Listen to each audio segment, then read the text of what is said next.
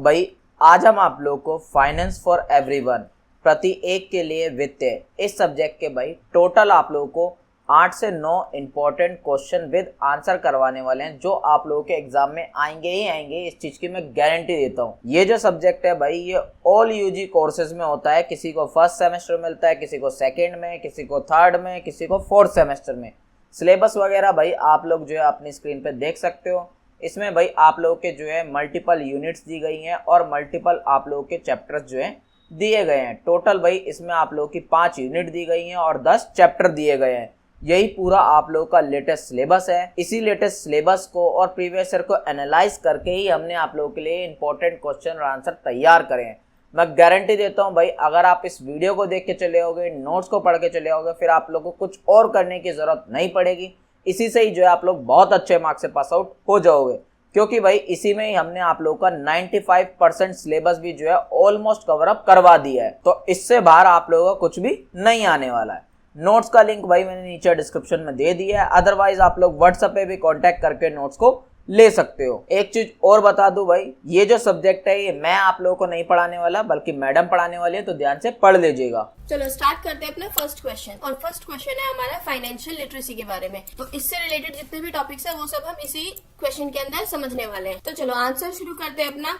देखो, financial literacy को हिंदी में बोलते हैं वित्तीय साक्षरता। अब ये होता क्या है एक बार इसको समझ लेते हैं। तो जैसे कि इसके नाम से ही पता लग रहा है, देखो पैसों से रिलेटेड नॉलेज रखना है ना, फाइनेंस की पूरी नॉलेज होना, उसके कंसेप्ट क्लियर होना कि आपको कहाँ पैसा लगाना है ना, किसको उधार देना है, या फिर आपकी इनकम कैसे हो रही है, कैसे आप इन्वेस्ट कर सकते हैं, किसी से कैसे इंश्योरेंस लेना है, तो क्या टर्म्स एंड कंडीशंस होनी चाहिए, अपने पूरे मंथ का बजट किस तरीके से बनाना है, इन सभी कंसेप्ट्स की नॉलेज होना, इसी को बोलते हैं फाइनेंशियल लिटरेसी, वित्तीय साक्षरता। ठीक है, तो अब हम यहाँ पर इसकी डेफिनेशंस मैंने यहाँ पे आपको बताई हुई है डिफरेंट, ठीक है ना। यहाँ पे अलग अलग लोगों ने और कुछ इंस्टीट्यूट्स द्वारा दी गई हुई डेफिनेशन है। मैंने यहाँ पे 5 डेफिनेशन दिए, इनमें से 3-4 डेफिनेशन आप याद कर लेना। एग्जाम में अगर लिख दोगे तो आपके मार्क्स ही गेन होंगे। ठीक है, उसके अलावा अब हम देखते हैं इसके कुछ की कंपोनेंट्स, यानी कि इसके प्रमुख घटक कौन से वित्तीय साक्षरता के। देखो, सबसे पहले इसमें आ जाता है आय और बजट, यानी कि इनकम एंड बजटिंग। देखो, अगर आपको फाइनेंशियल लिटरेसी है, यानी कि आपको फाइनेंस से रिलेटेड सभी नॉलेज है, आपको सब कुछ पता है, तो एक आदमी के लिए ना बहुत ईजी हो जाता है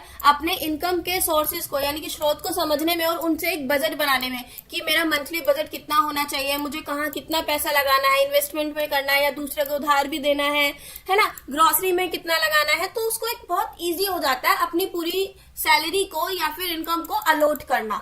ठीक, तो इनकम एंड बजटिंग इसका एक कंपोनेंट हुआ। दूसरा हो जाता है बचत और वित्तीय अनुशासन, यानी कि सेविंग्स एंड फाइनेंशियल डिसिप्लिन। देखो, फाइनेंशियल लिटरेसी जो है ना, ये आपको एक ऐसी आदत डालती है। क्या होता है कि इसमें आप अपनी सैलरी को अलग अलग पार्ट्स में डिवाइड करते हो कि ये हमने इमरजेंसी के लिए, चलो हर महीने आप 2000 रुपए डाल के चल रहे हो, जरूरी ना हर महीने इमरजेंसी है। तो जब आपके पास कभी इमरजेंसी आएगी या फिर आपको जरूरत पड़ेगी पैसों की, तो आप उन पैसों को ले सकते हैं। तो ये वाली जो शिक्षा है ना, ये आपको आपातकाल यानी कि इमरजेंसीज के लिए एंड सेवानिवृत्ति जैसी भविष्य की जो भी आपकी आवश्यकता होती है, जरूरतें होती है, उनके लिए आपको बचत की आदत डालती है।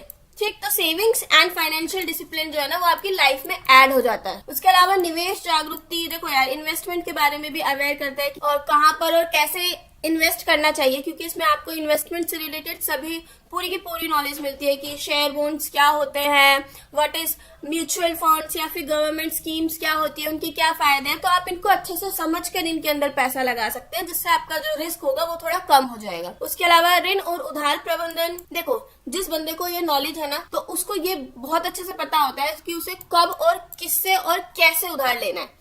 वो ऐसे ही नहीं मुंह उठा के किसी से भी कह देगा कि ला यार मुझे थोड़ा से पैसे दे दे, नहीं, उसको पता होता है मुझे कब किससे पैसे लेने हैं। तो इससे क्या होता है, वो ज्यादा उधारी से बच जाता है और वो अपना एक गुड क्रेडिट स्कोर भी मेंटेन कर लेता है। ठीक है, इसके अलावा बीमा और जोखिम संरक्षण, ये भी एक इसका की कंपोनेंट है। इंश्योरेंस एंड रिस्क प्रोटेक्शन, देखो जिस बंदे को इंश्योरेंस के बारे में पूरी नॉलेज है ना, वो इंश्योरेंस के जितने भी प्रोडक्ट्स है, उत्पाद है, उनको अच्छे से समझता है, तो वो इनको बहुत अच्छे से यूज करता है कि उसको जब भी ऐसी कभी मतलब जिसके बारे में उसे नहीं पता है, या फिर कोई उसका फाइनेंशियल लॉस हो जाए, कोई रिस्क उसके सामने, कोई जोखिम ऐसा आ जाए, तो वो उनसे अपने आप को बचा पाता है इन इंश्योरेंस की हेल्प से। अब जिसको पता ही नहीं है कि इंश्योरेंस होते क्या है या कब किसका आप किस इंश्योरेंस का यूज कर सकते हैं और कैसे कर सकते हैं, तो वो क्या यूज करेगा ना इन चीजों का। Then tax planning. अब फाइनेंशियल लिटरेसी आपको टैक्स के बारे में भी बहुत नॉलेज देता है कि आपको कहाँ किस चीज पर टैक्स देना है, कहाँ पर आपको एग्जेम्पशन यानी कि कौन सी ऐसी चीजें जिन पर सरकार ने आपको छूट दी हुई है कि इन पर टैक्स नहीं है।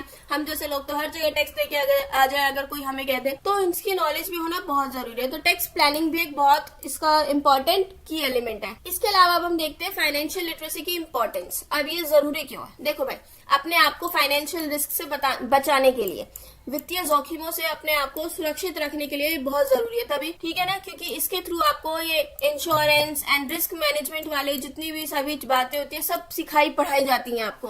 देन वित्तीय धोखाधड़ी की रोकथाम, प्रिवेंशन ऑफ फाइनेंशियल फ्रॉड्स। देखो फाइनेंशियल लिटरेसी जो है ना वो लोगों को हेल्प करता है, मदद करती है धोखाधड़ी योजना या फिर जो गलत बिक्री, झूठे निवेश वादे करते हैं, इनको पहचानने में, इनके पहचानने लायक बनने में उनको मदद करता है। उसके अलावा जीवन स्तर में सुधार आता है, क्योंकि देखो आपको पता है आपको अपनी सैलरी कहाँ कैसे इन्वेस्ट करनी है, कितना कमा रहे हो आप, कैसे कमा रहे हो, तो आपका जो लाइफस्टाइल है ना, लिविंग ऑफ स्टैंडर्ड है, वो अपने आप बेटर होता चला जाता है, क्योंकि आप थोड़ी सेविंग्स करके चलते हैं, तनाव आपकी लाइफ में कम हो जाता है एंड जीवन की गुणवत्ता में सुधार आता है। इसके अलावा वित्तीय समावेशन को बढ़ावा, प्रमोट्स फाइनेंशियल इंक्लूजन। देखो वित्तीय साक्षरता यानी कि फाइनेंशियल लिटरेसी जो है वो बैंकिंग सेवा, डिजिटल भुगतान, सरकारी वित्तीय योजनाओं, इनका कैसे यूज करना है, ये सब इन सब चीजों की जो नॉलेज है ना वो लोगों को देता है। तो इससे फाइनेंशियल इंक्लूजन जो है वो प्रमोट होता है। देन आर्थिक विकास में सहयोग, राष्ट्रीय स्तर पर मतलब किसको कितना कॉन्ट्रीब्यूट करना है, किसको कितना टैक्स देना है, आपकी क्या सेविंग्स रहेंगी, क्या आपकी इन्वेस्टमेंट वगैरह रहेंगी, तो इन सब चीजों की नॉलेज आपको इसमें मिलती है। तो इससे क्या हो रहा है, इससे इकोनॉमिक ग्रोथ को आप सपोर्ट कर रहे हैं अपने देश की, ठीक है। उसके अलावा एक यहाँ पे मैंने एक टॉपिक ऐड किया है, the 5C approach to spread financial literacy. देखो अब आपको लोगों को वित्तीय साक्षरता के बारे में थोड़ा सा मतलब फैलाना है इसको कि ये अच्छी चीज है या नहीं, तो अब आप इसको कैसे करेंगे, इसका प्रसार करना है। तो इसके लिए एक 5C दृष्टिकोण है उसको देखते हैं। तो 5C दृष्टिकोण जो है समाज के अलग अलग वर्गों में अलग अलग जगह पे फाइनेंशियल लिटरेसी को प्रमोट करने का एक फ्रेमवर्क है, एक तरीका है। तो उसमें सबसे पहले देखो 5C का मतलब है कुछ 5 पॉइंट्स हैं जो C से स्टार्ट होते हैं। Content, capacity, community, communication and collaboration. ठीक, कंटेंट का मतलब होता है सामग्री, क्षमता, समुदाय, संचार एंड सहयोग, ये हो गए। तो कंटेंट का मतलब होता है पढ़ने लायक जो भी कंटेंट है वो क्रिएट करना। वो किसके लिए कर रहे हैं, तो स्टूडेंट्स, फीमेल, सूक्ष्म, लघु और जितने भी ये बिजनेस होते हैं ना इनके लिए, वरिष्ठ नागरिक और जितने भी अनपढ़ लोग होते हैं उनके लिए इजी और प्रासंगिक यानी कि relevant financial literacy material provide करना, डेवलप करना, ठीक है ना, कंटेंट रेडी करना। देन उसके अलावा आ जाता है कैपेसिटी। तो फाइनेंशियल नॉलेज देने के लिए जो है teachers, skilled teachers, trainers, intermediaries जो है ना जो फाइनेंशियल एजुकेशन दे, तो इनके लिए एक आचार संहिता विकसित करना। उसके अलावा कम्युनिटी, यहाँ पे कहा जाता है कम्युनिटी लेड मॉडल्स जो होते हैं, कुछ ऐसे मॉडल्स जिनको पूरा समाज जो है ना बहुत मानता है, ठीक है ना, ऐसे लोग, तो उन लोगों के थ्रू भी फाइनेंशियल लिटरेसी को जो है ना प्रमोट किया जा सकता है कि आप एक काम कीजिए, अपने समाज के लोगों को ये समझाइए, ऐसा कीजिए। किसी एक्टर वेक्टर किसी का भी यूज किया जा सकता है कि लोग आपकी बात मानते हैं तो आप इस चीज को प्रमोट कीजिए, तो उनके थ्रू भी प्रमोशन हो सकता है। देन कम्युनिकेशन, देखो अब इसमें टेक्नोलॉजी, मीडिया या फिर न्यूज़पेपर वगैरह हर किसी भी चीज की हेल्प से क्या होती है, ये जो प्रचार प्रसार किया जाता है लोगों तक। उसके अलावा आ जाता है कोलैबोरेशन। तो यहाँ पर क्या है ना, कोलैबोरेट करके प्रचार किया जाता है। गवर्नमेंट बॉडीज कोलैबोरेट कर सकती है किसी प्राइवेट कंपनी के साथ, या फिर फाइनेंशियल इंस्टीट्यूट कोलैबोरेट कर सकते हैं, एनजीओ हो गए, एजुकेशनल इंस्टीट्यूट्स हो गए। तो ये क्या है ना, आपस में आकर फाइनेंशियल एजुकेशन को आगे प्रचार प्रसार करते हैं, बढ़ाते हैं, कोलैबोरेट करते हैं एक साथ में। ठीक, तो ये कुछ तरीके थे जिनसे फाइनेंशियल लिटरेसी को प्रचार प्रसार किया जाता है। ठीक है, एंड में हम आ जाते हैं अपने कंक्लूजन पर। 3-4 लाइन का कंक्लूजन आपको लिख देना है बस। अब करते हैं अपना सेकंड क्वेश्चन, ठीक है ना। देखो मेरा सेकंड क्वेश्चन जो है ना ये फाइनेंशियल प्लानिंग से रिलेटेड है। अब फाइनेंशियल लिटरेसी क्या होती है वो हमने देख लिया। अब फाइनेंशियल प्लानिंग क्या होती है, कैसे करनी चाहिए, इसके क्या फायदे हैं, है ना। तो ये सबके इन सबसे रिलेटेड जितने भी क्वेश्चंस हैं वो हम इसी क्वेश्चन एंड आंसर के अंदर क्लियर करने वाले हैं। ठीक, तो देखो फाइनेंशियल प्लानिंग यानी कि वित्तीय योजना, अब ये क्या होती है, फिर से वही यार, अपना जितना भी फाइनेंस है आपके हाथ में, जितना भी पैसा है उसको कैसे इन्वेस्ट करना है, आपको कितना % इन्वेस्ट करना है, कितना खर्च करना है, कैसे खर्च करना है, कितना अपने फ्यूचर की सेविंग्स के लिए बचा के रखना है, आपका मंथली इनकम कितना है, आप कितना खर्च कर रहे हैं उसको बैलेंस करके चलना है ना। सिस्टमेटिकली अपनी इनकम को, अपने खर्चे को, अपनी सेविंग्स को मैनेज करके चलना, उसी को बोलते हैं फाइनेंशियल प्लानिंग। क्लियर? इसी प्रोसेस को होता है हमारा, यही प्रोसेस होता है वित्तीय योजना। और इस तरीके से आपको पूरा सब कुछ करना है कि इमरजेंसी या फिर आगे के लिए आपके लिए मतलब रिसोर्सेज अवेलेबल हो, कि आपके लिए इमरजेंसी अगर कभी आ जाती है तो आपको किसी आगे हाथ ना फैलाना पड़े, आपके पास खुद का पैसा हो। ठीक है, अब इसका महत्व और आवश्यकता क्या है? तो इसका सबसे पहला महत्व या फिर आवश्यकता बोले तो वो आ जाता है helps in achieving financial goals, यानी कि वित्तीय लक्ष्यों की प्राप्ति में सहायक। देखो यार, हर किसी के कुछ गोल्स होते हैं, फाइनेंशियल गोल्स, कि हमें आगे चलकर अपने बच्चों को पढ़ाना है या फिर घर खरीदना है, रिटायरमेंट प्लान करते हैं, तो उसके लिए फाइनेंशियल प्लानिंग जो है ना बहुत ज्यादा काम आती है। ये उनको हेल्प करती है उनके गोल्स को अचीव करने में। ठीक है, क्योंकि इसके अंदर क्या होता है, फाइनेंशियल प्लानिंग के अंदर ही क्या है कि आपको अपनी जो सैलरी आ रही है या जो भी आप इनकम आ रही है उसको आप इन तरीके से पार्ट्स में डिवाइड करते हैं कि आपके पास आगे फ्यूचर के लिए कुछ ना कुछ इन्वेस्टमेंट होती ही होती है। ठीक है, उसके अलावा हमारा सेकंड आ जाता है आय का उचित प्रबंधन, यानी कि ensures proper management of income. देखो यार, आप प्लानिंग कर रहे हैं तो इसमें आपकी जैसे आपके पास इनकम आती है ना, आप अपनी इनकम को प्रॉपर बिल्कुल बहुत दिमाग से इस तरीके से बांट देते हैं कि इस महीने का खर्च 10,000 करना है, और घर का किराया इतना देना है, सेविंग्स इतनी रखनी है, इन्वेस्टमेंट एक काम करता हूँ SIP में 20,000 लगा देता हूँ। तो इस तरीके से आप क्या करते हो, अपनी सैलरी को पूरी तरीके से अलॉट कर देते हैं, तो इससे आप अपनी सैलरी को मिसयूज नहीं कर पाते। ठीक, तो बहुत प्रॉपर मैनेजमेंट अच्छा हो पाता है इससे। उसके अलावा बचत और निवेश को प्रोत्साहन मिलता है, क्योंकि आप देखो, अब जब आप प्लानिंग कर रहे हो तो आप हर महीने अपनी सैलरी में से कुछ ना कुछ पार्ट जो है ना इन्वेस्टमेंट और सेविंग्स के लिए निकाल रहे हैं, तो ये आपको आगे चल के बहुत ज्यादा लॉन्ग टर्म फायदा देता है। उसके अलावा वित्तीय सुरक्षा प्रदान करता है, फाइनेंशियल सिक्योरिटी आपको मिलती है। क्यों? क्योंकि फिर वही बात आ जाती है, आप बहुत सोच समझकर पहले से ही प्लान करके चल रहे थे, इमरजेंसी के लिए 1,000-2,000 हर महीने डाल रहे थे, इंश्योरेंस करा रहे थे, रिटायरमेंट के लिए कुछ ना कुछ प्लानिंग करके चल रहे थे। तो अगर कभी इन फ्यूचर आपको इमरजेंसी सिचुएशन कोई भी आ जाए तो आप उस पैसे का इस्तेमाल कर पाते हैं, तो आपको एक फाइनेंशियल सिक्योरिटी प्रोवाइड हो जाती है इससे। उसके अलावा अनावश्यक खर्च पर नियंत्रण। देखो यार, जब आप अपनी सैलरी पे पूरा कंट्रोल करके चल रहे, एक बजट बनाकर चल रहे, तो हाँ, आप मिसयूज नहीं कर पाते अपनी सैलरी का, उस पर खर्च मतलब उस पर कंट्रोल कर पाते हैं। उसके अलावा वित्तीय तनाव में कमी। आप देखो, पैसों को लेकर आपके मन में टेंशन नहीं रहती। क्यों? क्योंकि आपको कहीं ना कहीं पता है कि मेरे पास एक बैकअप है, अगर भविष्य में फ्यूचर में कभी कुछ भी हुआ तो मैं उस पैसे को निकालकर अपनी प्रॉब्लम सॉल्व कर लूंगा। तो आपके मन में ना वित्तीय तनाव की कमी होती है, आप उसको लेकर इतने टेंशन में, स्ट्रेस में नहीं रहते कि हाई पैसा, ऐसा नहीं होता है। अब हम इसमें देखते हैं बजट के कुछ टाइप्स। आप देखो, बजट किस किस तरीके के होते हैं। तो पहले तो बजट क्या होता है, देखो, बजट एक ऐसा प्लान होता है, एक ऐसी योजना होता है जिसके अंदर आप एक पूरा ये डाटा बनाते हैं कि आपको कब, कैसे, किस तरीके से पैसा खर्च करना है। ठीक, तो ये सबसे पहला होता है एक व्यक्तिगत बजट, यानी कि पर्सनल बजट। तो इसमें कोई बंदा अपने खुद के पर्सनल खर्चे का या फिर अपने घर का जो खर्च होता है, हाउस होल्ड बजट, उसको बना के चलता है कि मेरे कितने कितने फाइनेंशियल रिसोर्सेज हैं, कहाँ से इनकम आ रही है, कहाँ खर्च होना है, किस तरीके से खर्च करना है, तो इसको बोलते हैं पर्सनल बजट। तो अब इस बजट की जरूरत क्यों पड़ती है, क्या कारण है इसको बनाने का? देखो, अपने पैसे पर अच्छे तरीके से कंट्रोल रखना, नियंत्रण रखने के लिए इसको ज्यादातर बनाया जाता है, ताकि बचत को जो है वो प्रोत्साहन मिले और ज्यादा खर्चा ना हो और कर्ज से बचा जा सके। कि ऐसा ना हो कि कर्ज लेना पड़ रहा है, आप महीने के 1 लाख कमा रहे हैं फिर भी आपको 20,000 वाले से बोलना पड़ रहा है, अरे यार मंथ एंड चल रहा है, 2,000 रुपए दियो ना। तो इस हालत से बचने के लिए बजट बनाना बहुत जरूरी है। ठीक है, अब पर्सनल फाइनेंस टेक्निक्स कौन सी हैं? तो देखो, बहुत इजी है, जिसमें सबसे पहले आ जाता है आपका कैलकुलेटिंग नेट इनकम, है ना। मतलब एक सिंपलेस्ट वे है आपको अपना बजट बनाने के लिए। उसके अंदर कुछ चीजें आती हैं कि अगर आपको एक बजट बनाना है तो आपको किन किन चीजों का ध्यान देना है। पहले आप अपनी नेट इनकम को कैलकुलेट कीजिए, फिर ट्रैकिंग एक्सपेंसेस ओवर टाइम, ये देखिए कि आप खर्चा किस तरीके से कर रहे हैं, उसको रिकॉर्ड रखिए। देन खर्च के आधार पर अपने वित्तीय लक्ष्य जो है उनको, अपने गोल्स को सेट कीजिए। फिर डेवलपिंग अ प्लान, अब अपने गोल्स को अचीव करने के लिए प्लान बनाएंगे। फिर खर्च करने की आदतों में जो भी आपको जरूरत है, बिहेवियर को अपने चेंज करने के लिए, तो उसको एडजस्ट कीजिए।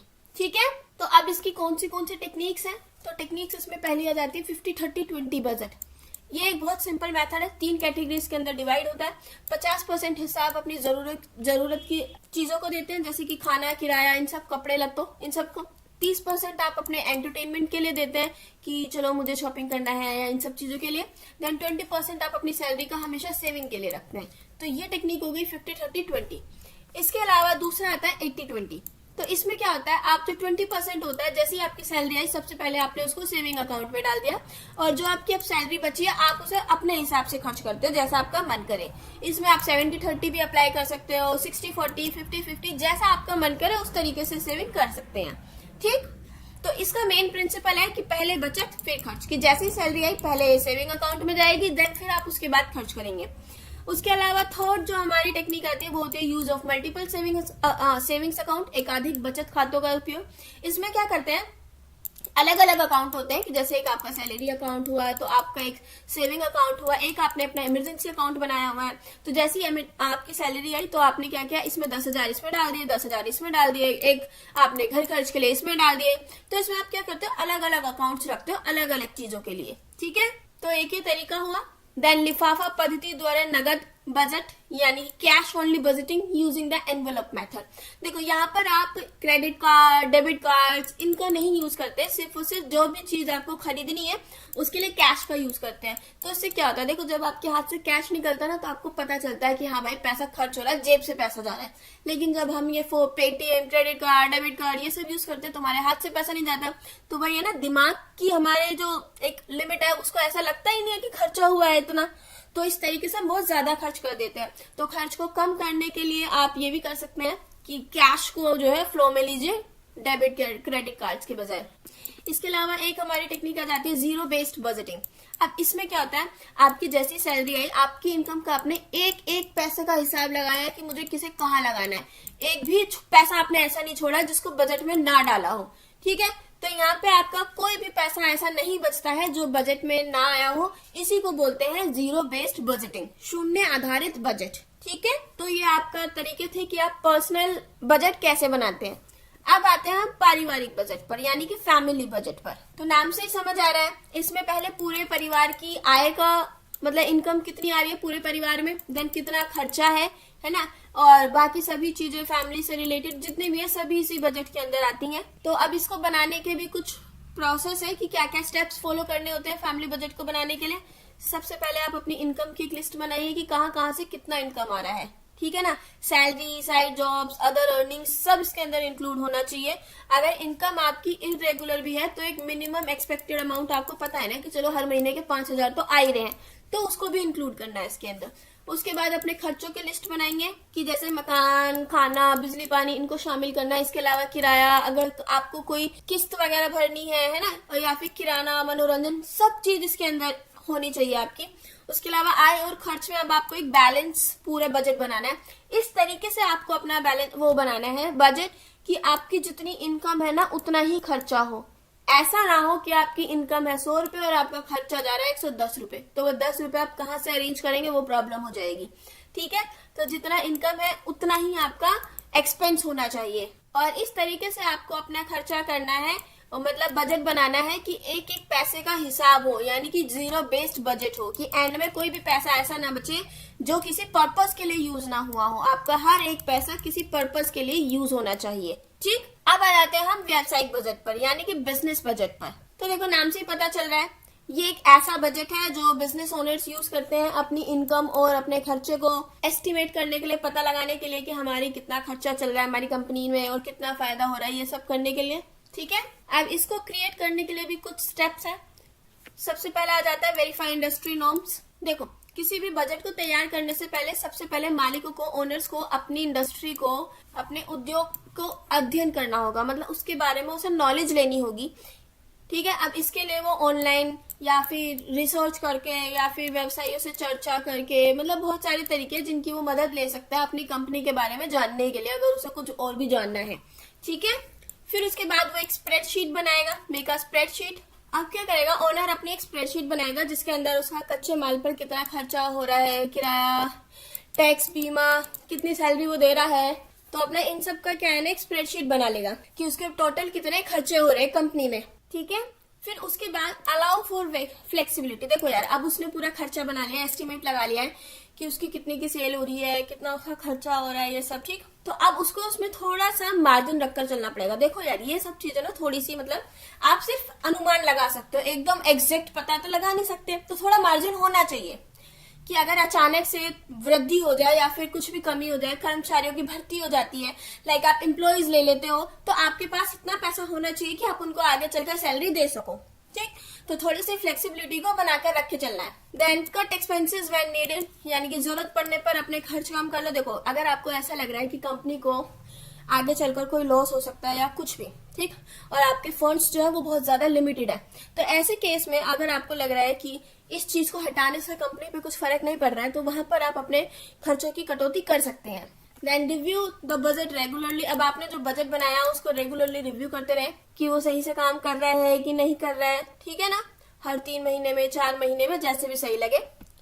उसके अलावा shops for services and supplier. अब बेहतर आपूर्तिकर्ताओं की खोज करें। देखो, अब यहाँ पर बिजनेस ओनर्स को हमेशा इस कोशिश में रहना चाहिए कि उन्हें बेटर सप्लायर्स मिले और सर्विस प्रोवाइडर्स मिले, ताकि उनका जो रिड्यूस, मतलब उनकी जो कॉस्ट है वो रिड्यूस हो सके, ठीक है। तो इससे क्या होता है, उन्हें एक अच्छा बजट बनाने में, अपना एक बिजनेस बजट बनाने में बहुत ज्यादा हेल्प मिलती है। तो ये कुछ स्टेप्स थे बिजनेस बजट के लिए।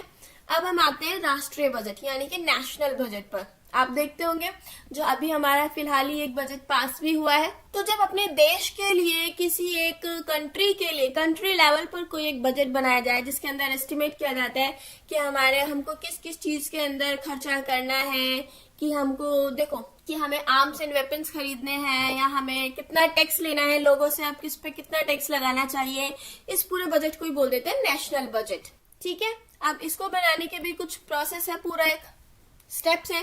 तो इनके अंदर सबसे पहले आता है मंत्रालय को परिपत्र जारी करना, सर्कुलर्स टू मिनिस्टर्स। देखो, जो हमारा मिनिस्ट्री ऑफ फाइनेंस है ना, वो सभी मिनिस्टर्स को, state, union territories, autonomous bodies, इन सबको, इसके जितने भी मिनिस्टर्स हैं, इन सबको एक सर्कुलर दे देता है, परिपत्र दे देता है, और उनसे इनकम एंड एक्सपेंडिचर का पूरा एक एस्टिमेट सबमिट करने के लिए बोलता है कि अब आप आय व्यय का जो पूरा अनुमान है ना, वो मुझे एक दे दीजिए आप।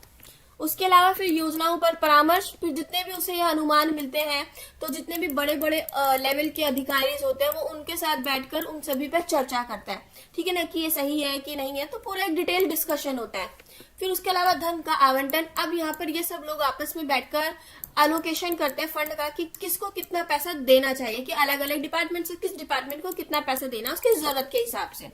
फिर देन पूर्व बजट बैठकें, प्री बजट कॉन्फ्रेंसेस। देखो यार, अभी आपने बजट को आगे पूरा देश के आगे रखा नहीं है, तो उससे पहले आपको कुछ मीटिंग्स रखनी होती है कि बजट को लेकर अगर इसमें कोई कमी है या कुछ भी है तो आप हमें बता दीजिए, हम इसको ठीक कर लेंगे, ठीक है।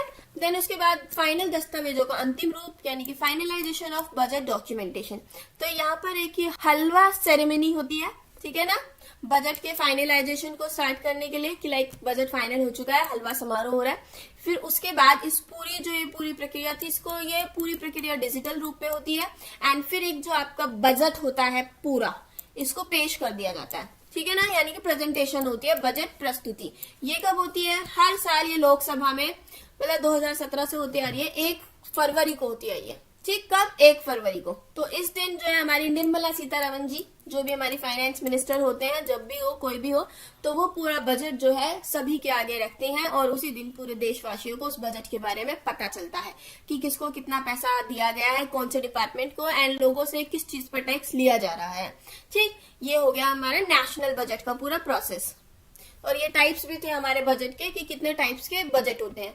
अब इसके अलावा जाते हैं प्लानिंग एंड बजटिंग प्रोसेस पर। देखो, बजट बनाने से पहले पूरा एक प्लानिंग प्रोसेस होता है, योजना बनानी होती है कि किन किन चीजों को ध्यान में रखना है, कैसे बजट बनाना है, फ्यूचर गोल्स क्या होंगे, ये सब। तो इसमें प्लानिंग करने के लिए सबसे पहले जो इसके स्टेप्स होते हैं, अपने ऑब्जेक्टिव्स क्लियर करने होते हैं कि हमारे क्या क्या गोल है।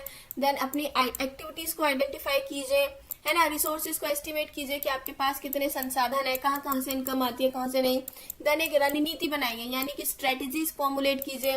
देन प्राथमिकताएं तय कीजिए, अपनी प्रायोरिटीज दीजिए कि हमारी फर्स्ट प्रायोरिटी कौन सी है, कि हम किस चीज को पहले प्राथमिकता दे रहे हैं, कि हमें पहले ये गोल अचीव करना है, ठीक। उसके अलावा फिर आ जाता है बजट प्रोसेस। तो अब इसमें आपने जो भी अपना प्लान बनाया था उसको फाइनेंशियल टर्म्स में कन्वर्ट कर दीजिए, अब उसको पूरा एक बजट बना लीजिए, ठीक है। अब इसमें जो आता है, सबसे पहले आपको अपनी इनकम पता लगानी, कहाँ से कितनी आ रही है। देन एक्सपेंडिचर एस्टिमेट करना है, व्यय का अनुमान लगाना है कि कितना खर्चा हो सकता है। बजट बना लेना है, फिर अपना एक तैयार करना है आपको समीक्षा और स्वीकृति यानी कि रिव्यू एंड अप्रूवल। देन इसके अलावा आ जाता है इम्प्लीमेंटेशन, अब उसको इम्प्लीमेंट कीजिए बजट को। And monitoring and control, time to time उस पर निगरानी और नियंत्रण रखिए कि उसमें कोई चेंज की जरूरत तो नहीं है ना। उसके अलावा मूल्यांकन और सुधारात्मक कार्यवाही, अगर जरूरत आपको लग रहा है कि जरूरत है तो आप उसको करेक्ट कर सकते हैं, इवेलुएट कर सकते हैं। ठीक, तो ये हो गया बजटिंग प्रोसेस। ये एक बहुत छोटा सा टॉपिक था जस्ट फॉर नॉलेज। अब देखते हैं budget deficit and budget surplus, ये क्या होते हैं। ठीक है ना। बजट डेफिसिट यानी कि बजट घाटा एंड बजट सरप्लस यानी कि बजट अधिशेष। तो बजट घाटा क्या होता है, ठीक है ना, उसको देख लेते हैं। देखो, इसका मतलब होता है जब आपका टोटल खर्चा आपकी टोटल इनकम से ज्यादा हो जाए, यानी आप कमा 100 रुपए रहे और खर्च आप 110 रुपए कर रहे हैं, तो इस कंडीशन को बोलते हैं बजट डेफिसिट। ठीक, during a given period spending जब ज्यादा हो जाए अर्निंग से ज्यादा, इस बीच के डिफरेंस को ही बोलते हैं बजट डेफिसिट।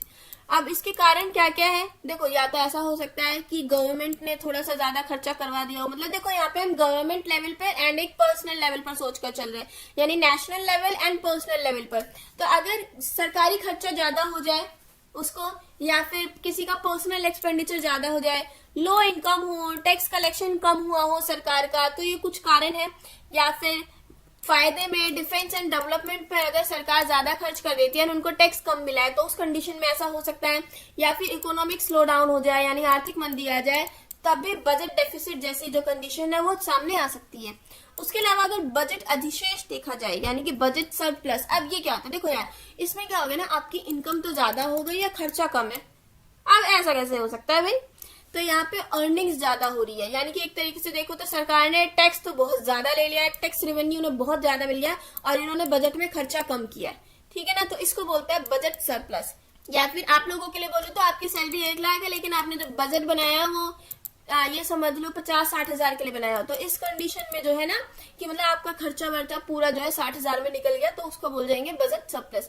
अब इसके क्या क्या कारण है, हायर इनकम या फिर टैक्स रेवेन्यू की आपकी इनकम बहुत ज्यादा है ना, और कंट्रोल या फिर प्लान एक्सपेंडिचर की आप बहुत सोच समझ कर खर्चा कर रहे हैं, या फिर उसके अलावा आर्थिक विकास यानी कि इकोनॉमिक ग्रोथ एंड एफिशिएंसी बहुत अच्छी हो रखी है इस वक्त देश की।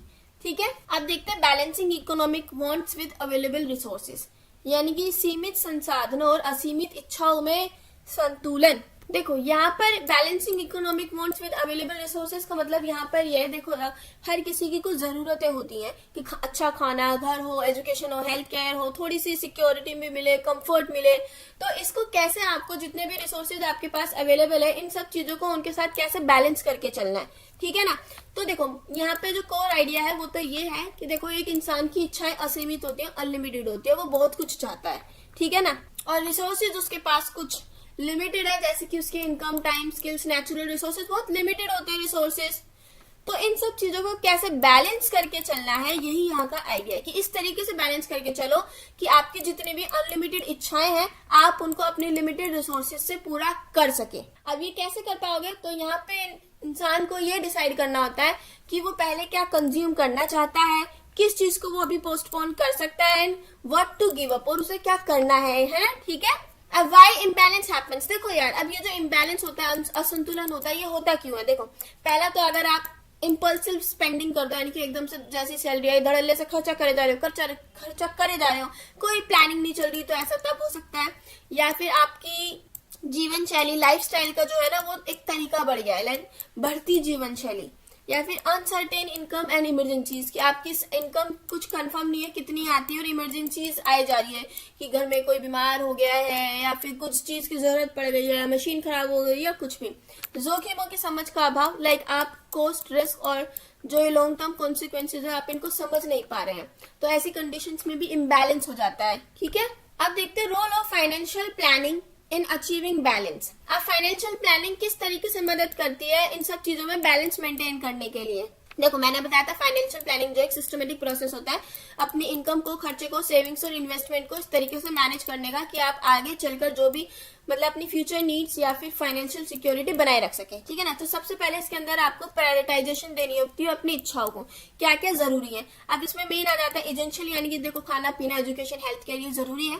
फिर देन इंपॉर्टेंट में आ जाती है जैसे कि इंश्योरेंस, सेविंग्स एंड स्किल, उसके अलावा ऑप्शनल में आता है आपका लग्जरी गुड्स, एंटरटेनमेंट, ये सब। तो यहाँ पर क्या होता है ना, आपके जो लिमिटेड रिसोर्सेज होते हैं ना, आपको उनको पहले ये इंश्योर करना है कि वो आपकी जरूरत की चीजों में इस्तेमाल हो और आपको लॉन्ग टर्म सिक्योरिटी प्रोवाइड करे, ना कि शॉर्ट टर्म चीजों पे, ठीक है। उसके अलावा फिर बजटिंग एंड रिसोर्स एलोकेशन आपको करना है कि अब आपको पूरा एक बजट बनाना है, अपने इनकम और एक्सपेंस को ट्रैक करना है, ठीक है ना। ओवर स्पेंडिंग मतलब ओवर स्पेंडिंग करनी ही नहीं है एक तरीके से, और क्लियरली अलॉट करना है अपनी सैलरी का हर एक पैसा कि मुझे किस चीज पर कहाँ पैसा लगाना है। उसके अलावा आ जाता है savings and investment for the future. देखो अब भविष्य के लिए आपको पैसे बचाकर चलने होंगे, रेगुलर सेविंग्स करनी होंगी, है ना, अपनी गोल्स के अकॉर्डिंग इन्वेस्टमेंट करनी होगी, हायर एजुकेशन, होम, रिटायरमेंट, जो भी चीज है आपको, ठीक है ना। इसमें आपको टाइम लगेगा, आपको इसमें अपना पूरा टाइम देना पड़ेगा। देन इसके अलावा आ जाते हैं मैनेजिंग रिस्क एंड अनसर्टेनिटी पे। देखो लाइफ अनप्रेडिक्टेबल होती है, आप नहीं बता सकते कब क्या हो जाए, कब कौन बीमार हो सकता है, आपकी नौकरी चली जाए, महंगाई आ जाए, कुछ हो जाए घर में, ठीक है ना, कुछ भी हो सकता है। तो इसके अंदर फाइनेंशियल प्लानिंग के अंदर ना इमरजेंसी फंड्स, इंश्योरेंस, ये सब इंक्लूड होते हैं। तो आप थोड़ा थोड़ा पैसा जो है ना इन सब चीजों पर लगा कर चलते हैं। तो इस तरीके से भी आप अपनी जरूरतों के बीच में जो है ना बैलेंस बनाकर चलते हैं। फाइनेंशियल प्लानिंग उसमें बहुत हेल्प करता है आपको। देन उसके अलावा अवॉइडिंग एक्सेसिव डेप्ट। देखो यार, अब आपको कोशिश करनी है कि बिना बात के किसी से ऐसे उधार नहीं लेना दुनिया भर का, ठीक है। प्लानिंग जो है ना वो डिस्करेज करती है पूरी तरीके से बिना बात के उधार लेने को। ये आपको बोलता है कि आप अपने पैसे को बहुत रिस्पॉन्सिबली यूज कीजिए, टाइमली रीपेमेंट कीजिए और अपना क्रेडिट स्कोर भी अच्छा बनाएंगे और दूसरों पर डिपेंड मत होइए, ठीक है। तो financial planning is very important. तो ये आंसर यहाँ पे खत्म होता है। एंड में आप 3-4 लाइन का जो भी कंक्लूजन आता है वो लिख सकते हैं। अब करते हैं अपना नेक्स्ट क्वेश्चन। तो इसके अंदर हमें लाइफ इंश्योरेंस के बारे में सब कुछ पढ़ना है कि इंश्योरेंस क्या होते हैं, कितने कितने टाइप्स के इंश्योरेंसेज होते हैं, है ना, और उसी के अंदर हमें एक मेन लाइफ इंश्योरेंस पढ़ना है, ठीक है। तो उसी से रिलेटेड सारे क्वेश्चंस, हमारे अलग अलग क्वेश्चन जो है इसके अंदर दिए हुए हैं। अब इन सब के आंसर्स करते हैं। तो चलो शुरू करते हैं सबसे पहले मीनिंग ऑफ इंश्योरेंस से। इंश्योरेंस यानी कि बीमा, जो हम सबके घरों में हमारे पापा लोग करा के रखते हैं, सबने सुना होगा LIC के बारे में। तो वो एक टाइप का बीमा ही है ना, इंश्योरेंस ही है ना, लाइफ इंश्योरेंस ही है वो। तो अभी हमें समझना है इंश्योरेंस होते क्या है, क्यों होते हैं ये। तो देखो ये एक तरीके का अग्रीमेंट होता है। इसमें एक आदमी किसी कंपनी के ऊपर अपने आगे आने वाला कोई भी जिसका उसे लगता है कि मतलब हो सकता है मुझे भविष्य में ये नुकसान हो जाए या कुछ भी, मेरी जान भी जा सकती है या मेरी गाड़ी फूक जाए, कुछ भी हो जाए, किसी भी चीज का इंश्योरेंस होता है। देखो तो वो अपना जो रिस्क होता है उसको जो है ना ट्रांसफर करता है, अपने रिस्क का जो पोटेंशियल होता है उसको किसी कंपनी के साथ शेयर करता है, ट्रांसफर करता है कि अगर मैं आपको अभी धीरे धीरे पैसे दूंगा या मैं आपकी एक बार में आपका इंश्योरेंस पॉलिसी खरीद रहा हूँ इतने रुपए में, अगर आगे चलकर कभी भी मेरे सामान को या मुझे कुछ होता है तो आप मुझे इतना पैसा देंगे,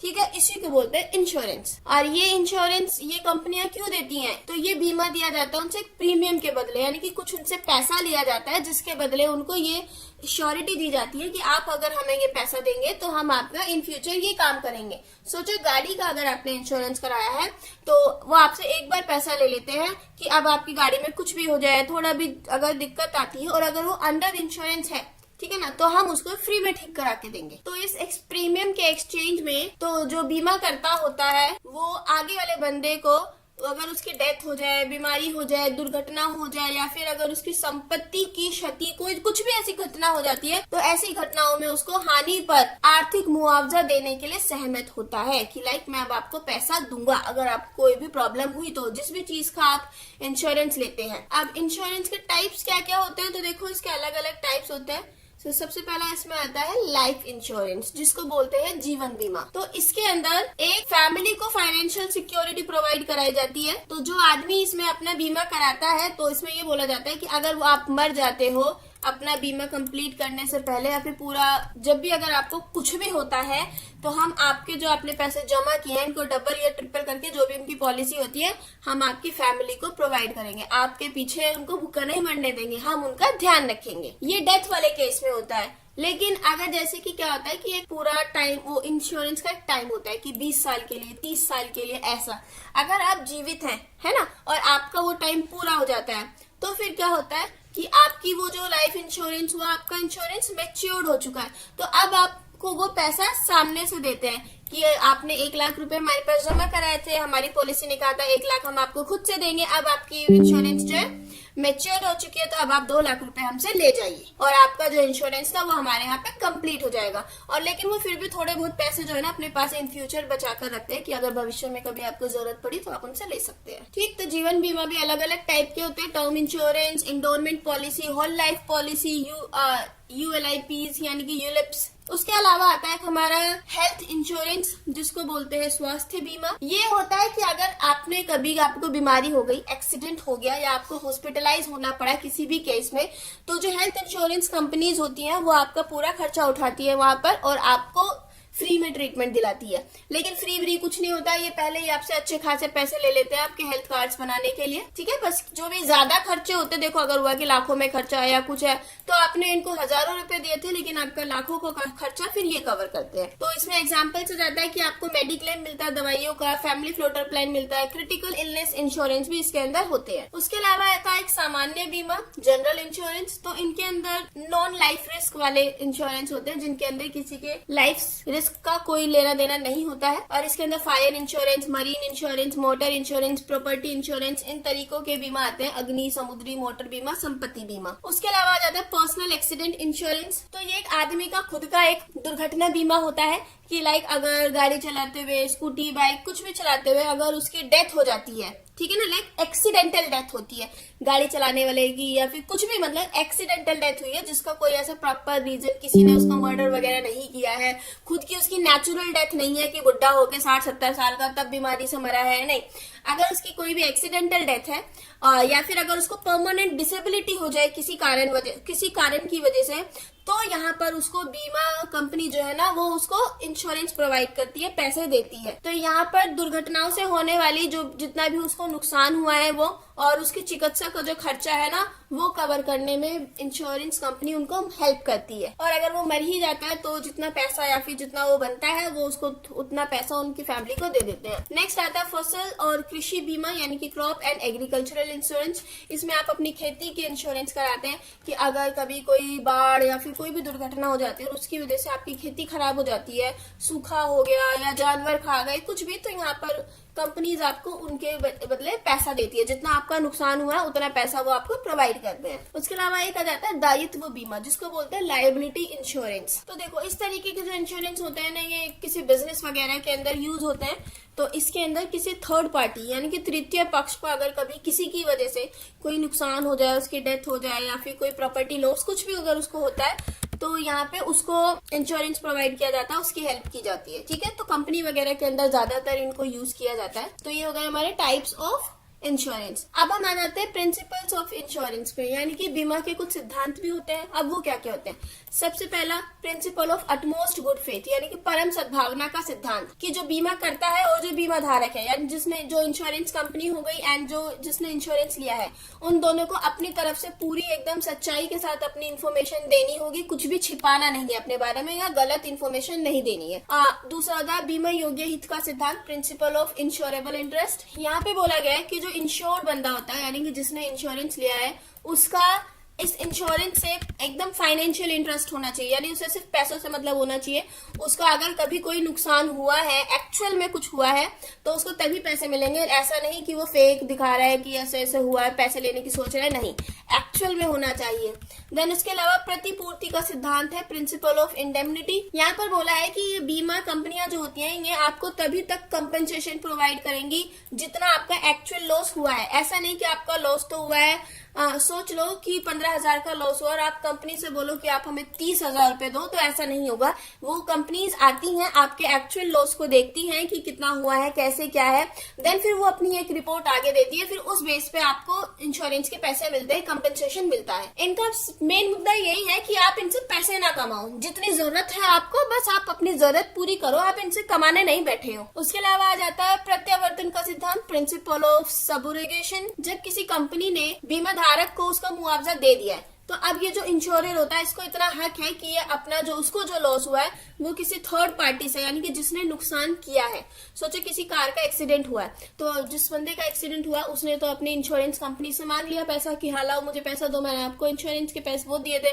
तो अब यहाँ पर इंश्योरेंस कंपनी इसकी हेल्प तो करेगी, लेकिन अब इंश्योरेंस कंपनी को जो नुकसान हुआ है वो किससे भुगतेगी? तो वो जो थर्ड पार्टी है जिसकी वजह से वो एक्सीडेंट हुआ था या जो भी था वो उससे कवर करेगी। ठीक, देन योगदान का सिद्धांत आ जाता है, प्रिंसिपल ऑफ कंट्रीब्यूशन। देखो यहाँ पे आता है, अगर बीमा धारक ने बहुत सारे एक ही चीज के बहुत सारे इंश्योरेंस ले रखे हैं, सोचो कार इंश्योरेंस उसने 2 कंपनी से ले रखे हैं और आगे चल के उसकी कार में कुछ भी खराबी आती है, तो यहाँ पे अब ये जो दोनों कंपनियां है ना ये आपस में मिलकर इनको आधा आधा मुआवजा देगी कि चलो 1 लाख का मुआवजा है तो 50,000 तुम दे दो, 50,000 मैं दे दूंगा। तो यहाँ पर आ जाता है प्रिंसिपल ऑफ कंट्रीब्यूशन।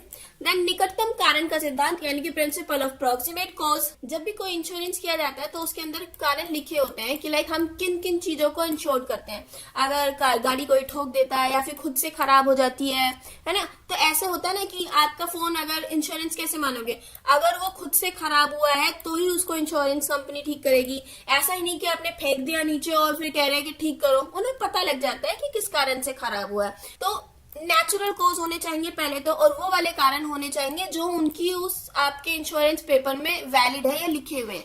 अगर उनसे बाहर कोई भी कारण है तो वो उसके कंपेंसेशन नहीं करते हैं। उसके अलावा हानि न्यूनीकरण का सिद्धांत, प्रिंसिपल ऑफ लॉस मिनिमाइजेशन। देखो अगर कभी ऐसा हुआ है कि आपकी किसी चीज को लॉस हुआ है और आपने उसका इंश्योरेंस ले रखा है, तो ये फिर भी आपकी रिस्पॉन्सिबिलिटी बनती है कि अगर आपके हाथ में कुछ है कि आप उस लॉस को कम कर सको तो उसे कम करने के लिए कुछ कदम उठाने चाहिए। ये नहीं सोचना कि बीमा कंपनी देखेगी, उनकी जिम्मेदारी नहीं। तो अगर आप कर सकते हैं तो आपको उसे कम कर सकते हैं ना आप लॉस को, अगर आपके हाथ में है तो ठीक, ये जिम्मेदारी आपकी होती है कि आप उसे लॉस को बढ़ने से रोकें। ओके, ये हो गए प्रिंसिपल्स। अब हम देखते हैं जीवन बीमा, लाइफ इंश्योरेंस। तो ये एक तरीके का कॉन्ट्रैक्ट होता है 2 लोगों के बीच में। सबसे पहला तो वो बंदा जिसने अपना जीवन बीमा खरीदा है, दूसरी वो कंपनी जिसने उसको बेचा है अपना बीमा। इसके अंदर जो कंपनी होती है वो प्रॉमिस करती है कि हम आपको जो भी पैसा आप हमें देंगे उसको थोड़ा सा बढ़ा चढ़ाकर आपकी फैमिली को प्रोवाइड करेंगे, या फिर जो भी नॉमिनी आपने बनाया होगा उन्हें देंगे आपकी डेथ पर, या फिर जब हमारी पॉलिसी मैच्योर हो जाएगी तब। तो ये जो लाइफ इंश्योरेंस होता है ये एक सेविंग और इन्वेस्टमेंट टूल की तरह काम करता है, बचत और निवेश का साधन भी है ये एक। और इनकी वजह से ना आप टैक्स से भी बच सकते हैं। लाइक अगर आपकी कोई लाइफ इंश्योरेंस वगैरह होता है ना,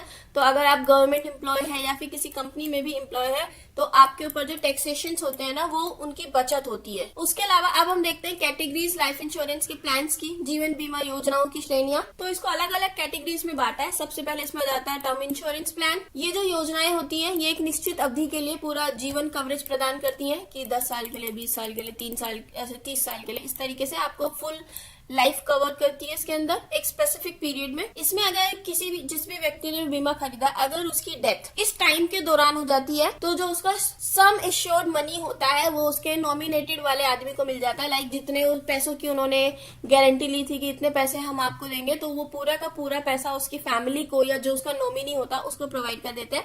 उसमें कोई मेच्योरिटी बेनिफिट उनको नहीं मिल पाता। देखो मेच्योरिटी बेनिफिट क्या होता है, अगर आपने 1 लाख की वो की है ना बीमा किया, तो अगर डेथ टाइम से पहले हो रही है तो जितना 1 लाख का पैसा आपने बोला था कि हमारी इतनी योजना होगी तो 1 लाख आपकी फैमिली को दे देते हैं, उसमें उनका कोई एडिशन नहीं होता है। लेकिन जब आपकी पॉलिसी मेच्योर्ड हो जाती है तो वहां पे ना टर्म्स होती है कि अगर 1 लाख आप हमें दे रहे हैं तो मेच्योरिटी के टाइम पे हम उसमें 1,50,000 या इतने आपको ऐड करके देंगे।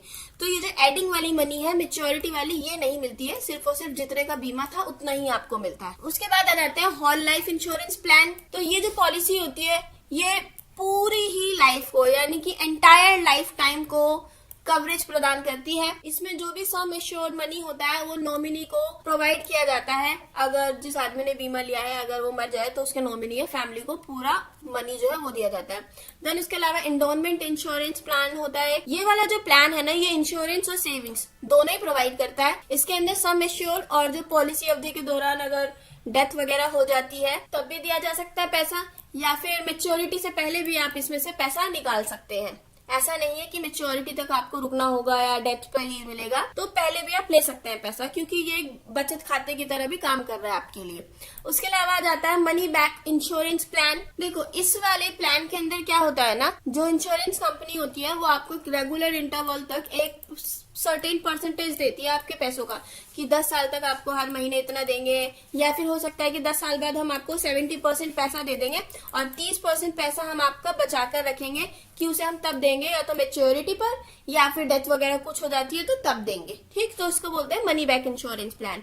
इसके अलावा एक आता है unit linked insurance plan, ULIPs. तो इसके अंदर कॉम्बिनेशन होता है लाइफ इंश्योरेंस का इन्वेस्टमेंट के साथ। इसमें जो आप प्रीमियम देते हैं उसका एक हिस्सा जीवन कवरेज के लिए इस्तेमाल होता है और बाकी जो आपकी बची हुई अमाउंट है उसको इक्विटी, ऋण या फिर वो फंड्स वगैरह में यूज कर लेते हैं। देन आ जाता है चाइल्ड इंश्योरेंस प्लान। ये आप अपने बच्चों की भविष्य की सुरक्षा के लिए करते हैं, ठीक है, उनकी शादी वगैरह के लिए या कुछ भी। देन इसके अलावा पेंशन या फिर एन्युटी प्लान्स आ जाते हैं। तो ये जो प्लान्स होते हैं ये एक आदमी को इसलिए मदद करते हैं कि आप इसमें अपना रिटायरमेंट कॉर्पस इकट्ठा कर सकते हैं कि रिटायरमेंट के बाद आपको एक रेगुलर इनकम मिलती रहेगी, कि आप रिटायर हो चुके हैं, 60 साल आपको हो चुके हैं, तो अब आपको हर महीने हम 10,000, 20,000, 30,000 देंगे, लेकिन 60 साल तक आपको इनको पैसा देना होगा, फिर ये आपको पैसा देंगे। ठीक, इसको बोलते हैं पेंशन या फिर रिटायरमेंट इंश्योरेंस, कुछ भी बोल सकते हो आप। अब उसके बाद बात करते हैं प्रिंसिपल ऑफ लाइफ इंश्योरेंस के। लाइफ इंश्योरेंस की भी कुछ पॉलिसीज, प्रिंसिपल्स होंगे, सिद्धांत होंगे। तो सबसे पहला तो बीमा योग्य हित, इंश्योरेबल इंटरेस्ट। देखो यहाँ पे इस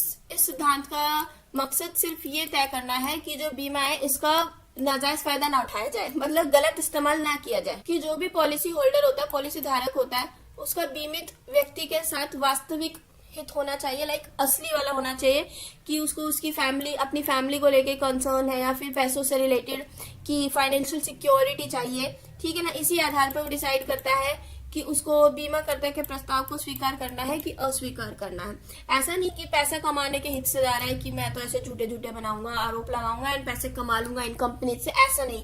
वो अपनी फाइनेंशियल सिक्योरिटी या फिर मतलब इन चीजों को ध्यान में रखकर ही जाए। उसके अलावा न्यूनतम जोखिम। देखो लाइफ इंश्योरेंस कंपनियां जो होती है इनका ये बहुत कोशिश करती है कि जो जोखिम होते हैं ना उनको न्यूनतम स्तर पर रखा जाए, कि उनको ज्यादा बढ़ने ना दिया जाए। तो जब भी कभी लाइफ इंश्योरेंस किया जाता है ना तो कंपनीज हमेशा ये ध्यान रखते हैं वो आपकी हेल्थ, एज, लाइफस्टाइल हैबिट्स, कि आप स्मोकिंग करते हैं नहीं करते हैं, आपकी मेडिकल हिस्ट्री। तो आपको पॉलिसी इशू करने से पहले ये सब कुछ जान लेते हैं। अगर उनको लग रहा है कि आप तो 10 साल से ज्यादा नहीं जी सकते और आप बोल रहे हो मुझे 30 साल वाली पॉलिसी चाहिए, तो वो आपको ऐसा नहीं करने देंगे, क्योंकि यार इससे उनको नुकसान हो रहा है ना, कि आप तो 10 साल के पैसे देके चले जाओगे, 20 साल के पैसे कौन देगा, उनको नुकसान होगा। तो फिर वो आपको उसी हिसाब से पॉलिसीज देते हैं, ठीक। देन उसके अलावा सद्भावना का सिद्धांत, एटमोस्ट गुड फेथ, यानी कि इन जो भी पॉलिसी धारक होता है एंड जो कंपनी होती है, इन दोनों का सिर्फ इतना रिलेशन है कि ये एक दूसरे को गलत इन्फॉर्मेशन नहीं देंगे, एकदम सही इन्फॉर्मेशन देंगे। इन्हें गलत इन्फॉर्मेशन नहीं देनी है, कोई भी इन्फॉर्मेशन छुपानी नहीं है। अगर किसी को भी पता लगता है कि इसने मुझसे कोई बात छिपाई है या मुझे गलत इन्फॉर्मेशन देके मुझसे पॉलिसी खरीदवा ली या कुछ भी, तो यहाँ पे ऐसे केस में वो अपने दावे को अस्वीकार कर सकती है। नेक्स्ट आ जाता है लॉ ऑफ लार्ज नंबर्स, यानी कि बड़े संख्याओं का नियम। तो ये जो प्रिंसिपल है ये स्टैट्स पे बेस होता है। तो यहाँ पे बोला गया है कि अगर बहुत बड़ी संख्या में लोगों को कोई बीमा प्रदान किया गया है तो जो किसी का पर्सनल लेवल पे रिस्क होता है ना, इंडिविजुअल रिस्क, तो वो एवरेज हो जाता है और लंबे समय में लाभ और नुकसान की जो बैलेंस है ना, रिस्क है, वो बैलेंस्ड हो जाते हैं। अब जीवन बीमा के यहाँ पर कुछ मैंने प्रोज दिए हैं, यानी कि फायदे दिए हैं। पहला, ये आपको फाइनेंशियल सिक्योरिटी प्रोवाइड करता है। दूसरा, आय का प्रतिस्थापन यानी कि इनकम रिप्लेसमेंट हो जाती है। देन बचत और निवेश का भी अच्छा ऑप्शन है। टैक्स बेनिफिट्स आपको इसमें मिल जाते हैं कि अगर आप लाइफ इंश्योरेंस वगैरह कराते हैं तो आप टैक्स से छूट मिल जाती है आपको। उसके अलावा दीर्घकालिक लक्ष्य में सहायता मिलती है, कि अगर आपका कोई फ्यूचर प्लान है कि बच्चों को पढ़ाना है, रिटायरमेंट, शादी वगैरह को लेकर, तो उनके लिए आप पैसा यहाँ पर जमा कर सकते हैं और अपने लॉन्ग टर्म गोल्स को अचीव कर सकते हैं। उसके अलावा अगर इसके कुछ नुकसान की बात की जाए तो दीर्घकालिक प्रतिबद्धता, यानी कि लॉन्ग टर्म कमिटमेंट होता है, ये ऐसे 2-3 साल के लिए नहीं होते हैं, 20-30 साल बहुत लंबे टाइम के लिए होता है, बंद के रह जाते हैं इनमें। तीसरा, बहुत कम रिटर्न मिलता है इनमें। आप जितना पैसा देते हैं, मतलब इतना नहीं कि बहुत ज्यादा दुगना तिगुना मिल रहा है, बहुत कम रिटर्न इनमें मिलता है। तीसरा, प्रीमियम का बोझ, यानी कि आपको ऐसा लगता है कि अभी मुझे इसकी इतनी किस्तें और देनी है, अभी तो 10 किस्तें देनी है, तो आपको एक बर्डन सा फील होता है। देन लिमिटेड लिक्विडिटी है इसकी, यानी कि सीमित तरलता, कि आप इसके अंदर मनी इन्वेस्ट तो कर सकते हैं आसानी से, लेकिन इतनी आसानी से इसको विड्रॉ नहीं कर सकते मैच्योरिटी से पहले। देन जटिल नियम और शर्तें, इसकी बहुत कॉम्प्लेक्स टर्म्स एंड कंडीशंस होती हैं जिनको आपको मानना होता है, तो ये इसके कुछ डिसएडवांटेजेस हो गए। अब यहाँ पर मैंने एक डिफरेंस दिया है between term insurance and endowment policy. तो इनका डिफरेंस देख लेते हैं। इनका प्रकृति यानी कि नेचर कैसा होता है, देखो टर्म इंश्योरेंस जो होती है वो आपकी होल लाइफ को मतलब लाइफ कवर देती है आपको, और जो एंडोनमेंट पॉलिसी होती है ये एक बीमा और बचत खाते की तरह दोनों की तरह काम करती है। प्रीमियम राशि की बात की जाए अगर प्रीमियम अमाउंट की, तो टर्म इंश्योरेंस के अंदर जो प्रीमियम होता है वो थोड़ा कम होता है, लेकिन एंडोनमेंट पॉलिसी में आपका जो प्रीमियम होता है, जो आपको पैसे देने पड़ते हैं उनको मंथली या फिर स्टार्टिंग में, वो थोड़े ज्यादा देने पड़ते हैं, क्योंकि देखो ना वो दो चीजों का काम कर रहा है। आप वहां पे बचत खाता भी साथ में लेकर चल रहे हैं, बीमा भी साथ में लेकर चल रहे हैं। उसके अलावा अगर मेच्योरिटी बेनिफिट की बात की जाए तो टर्म इंश्योरेंस में कोई मेच्योरिटी बेनिफिट नहीं है, आप इसको तब तक नहीं उठा सकते, या तो आप मर जाओ या मेच्योर करा लो अपनी लाइफ इंश्योरेंस को। लेकिन एंडोनमेंट में ऐसा कुछ नहीं होता है। तो एंडोनमेंट में जो होता है ना, यहाँ पे आपको एक मेच्योरिटी अमाउंट मिलता है, यानी कि देखो टर्म इंश्योरेंस में था जितना पैसा आपने दिया उसका थोड़ा सा रिटर्न उन्होंने ऐड किया और आपको दे दिया, लेकिन एंडोनमेंट वाले में आपको थोड़ा पैसा भी, मेच्योरिटी अमाउंट भी आपके उसमें अमाउंट में ऐड किया जाता है, और उसके अलावा आप इसको थोड़ा पहले भी मतलब बचत खाते की तरह भी इस्तेमाल कर सकते हैं, पहले भी निकलवा सकते हैं। ठीक, अगर जोखिम कवरेज की बात की जाए यानी कि रिस्क कवरेज की, तो जो टर्म इंश्योरेंस है वो पूरा मतलब प्योर रिस्क प्रोटेक्शन प्लान होता है, ठीक है ना, पूरी तरीके से जोखिम सुरक्षा वाला प्लान है। लेकिन एंडोनमेंट जो है ना, जोखिम और निवेश दोनों का कॉम्बिनेशन है। देखो आप उसके अंदर वो भी कर रहे हैं ना, इन्वेस्ट भी कर रहे हैं, तो रिस्क भी है इसके अंदर, मतलब रिस्क प्रोटेक्शन भी प्रोवाइड कर रहा है आपको और इन्वेस्टमेंट भी प्रोवाइड कर रहा है। वहां पर सिर्फ और सिर्फ रिस्क प्रोटेक्शन हो रहा है, लेकिन यहाँ पर रिस्क प्रोटेक्शन के साथ साथ आपको इन्वेस्टमेंट भी प्रोवाइड की जा रही है। रिटर्न की बात की जाए तो यहाँ पर टर्म इंश्योरेंस जो है आपको कोई रिटर्न्स जो है वो ऑफर नहीं करता है, लेकिन जो एंडोनमेंट पॉलिसी है यहाँ पे आपको गारंटेड और बोनस बेस्ड रिटर्न्स प्रोवाइड करता है। पॉइंट और आता है हमारा पर्पस।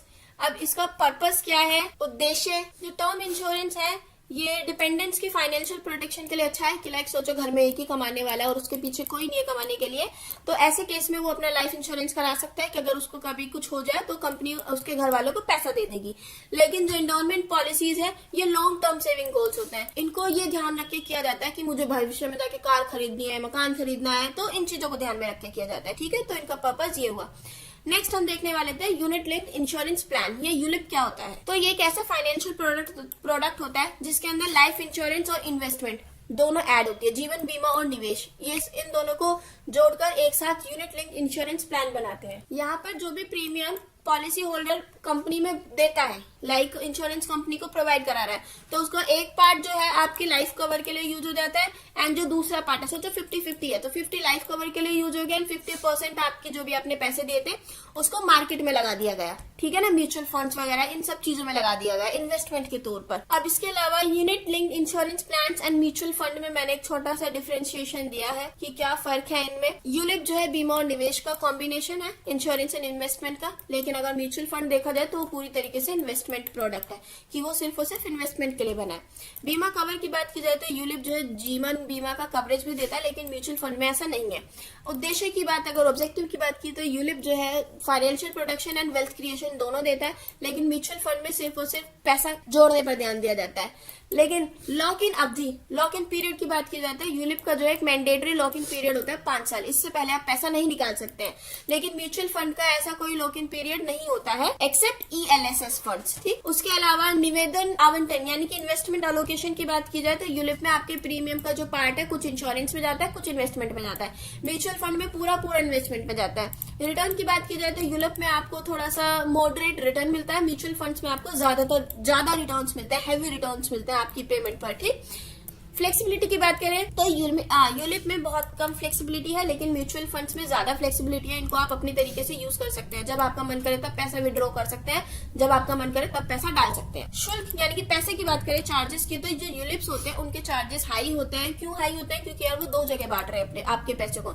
म्यूचुअल फंड्स में आप कम इन्वेस्टमेंट भी कर सकते हैं। उसके अलावा रिस्क की बात की जाए तो दोनों के दोनों मार्केट लिंक्ड है और इनमें मार्केट रिस्क होते हैं। सुटेबिलिटी की बात करें तो यूलिप जो है वो दीर्घकालिक निवेशकों के लिए बहुत ज्यादा बेनिफिट है, जो चाहते हैं कि हमें इंश्योरेंस और इन्वेस्टमेंट दोनों मिले। और एंड में अब हम एक ऐड कर देते हैं अपना छोटा सा कंक्लूजन। तो इसमें कंक्लूजन में तो पूरे टॉपिक में आपको जो 2-4 लाइन समझ आई है वो एंड में खत्म करके फेंक के मारो। अब करते हैं अपना नेक्स्ट क्वेश्चन। इसके अंदर हमें लोन से रिलेटेड सभी कुछ पढ़ना है, लोन्स क्या होते हैं, कितने टाइप्स के होते हैं, ये सब। तो चलो शुरू करते हैं। सबसे पहले शुरू करते हैं मीनिंग से। लोन होता क्या है, यानी कि ऋण क्या होता है? तो देखो, ये एक फाइनेंशियल अरेंजमेंट है, ये एक ऐसी वित्तीय व्यवस्था है जिसमें बैंक या फिर कोई भी फाइनेंशियल इंस्टीट्यूट है ना, या फिर जो जिसके पास पैसा है भाई, वो किसी दूसरे को अपने फायदे के लिए पैसे प्रोवाइड करे, उसी को बोलते हैं लोन। यहाँ पे जो आपसे उधार लेता है, उधारकर्ता जो होता है, वो एक किसी टाइम पीरियड के लिए पैसे लेता है कि मैं आपको 1 साल, 2 साल, 1 महीना, 2 महीना, इतने के लिए मुझे पैसे दे दीजिए, और उस दौरान मैं आपको जो है ब्याज प्रोवाइड करूंगा, और आपके पैसों को 1 साल बाद या 1 महीने बाद ब्याज के सहित आपको पूरा वापस कर दूंगा। और यही होता है हमारा लोन। अब ऋण के कितने कितने टाइप्स होते हैं, यानी कि अब इसके प्रकार की बात की जाए तो इसमें सबसे पहले आ जाता है हमारा शिक्षा लोन, यानी कि एजुकेशन लोन। तो ये एक तरीके की वित्तीय सहायता है, इसको तब प्रोवाइड किया जाता है जब छात्र जो होते हैं ना, लाइक अगर उनका फैमिली बैकग्राउंड इतना अच्छा नहीं है कि उनके पास इतने पैसे नहीं है, इनसफिशिएंट फंड्स हैं, और या फिर वो बाहर जाकर विदेश में पढ़ना चाहते हैं, तो ऐसे केसेस में बच्चों को एजुकेशन लोन दिया जाता है। ठीक है, अब इसके की पॉइंट्स क्या होते हैं, इसका पर्पस क्या है? बच्चों की ट्यूशन फी, बुक्स, अकोमोडेशन और दूसरे जो एजुकेशनल एक्सपेंसेस होते हैं उनको कवर करना, कि अगर कोई बाहर जाके पढ़ने गया है तो उसकी किताबों का खर्चा, उसकी फीस, उसके रहने का खर्चा वहां पर, और बाकी जितने भी रिलेटेड खर्चे सब इसके अंदर कवर करना है, ताकि बच्चा जो है पैसों की चिंता किए बिना सिर्फ अपनी पढ़ाई पर ध्यान लगा सके। अब शिक्षा ऋण जो होते हैं उनके भी कुछ टाइप्स होते हैं। पहला लोकेशन के बेस पर मिलते हैं, कि अगर आप इंडिया में पढ़ रहे हैं तो डोमेस्टिक लोन, अब्रोड जाके पढ़ना चाहते हैं तो फॉरेन लोन।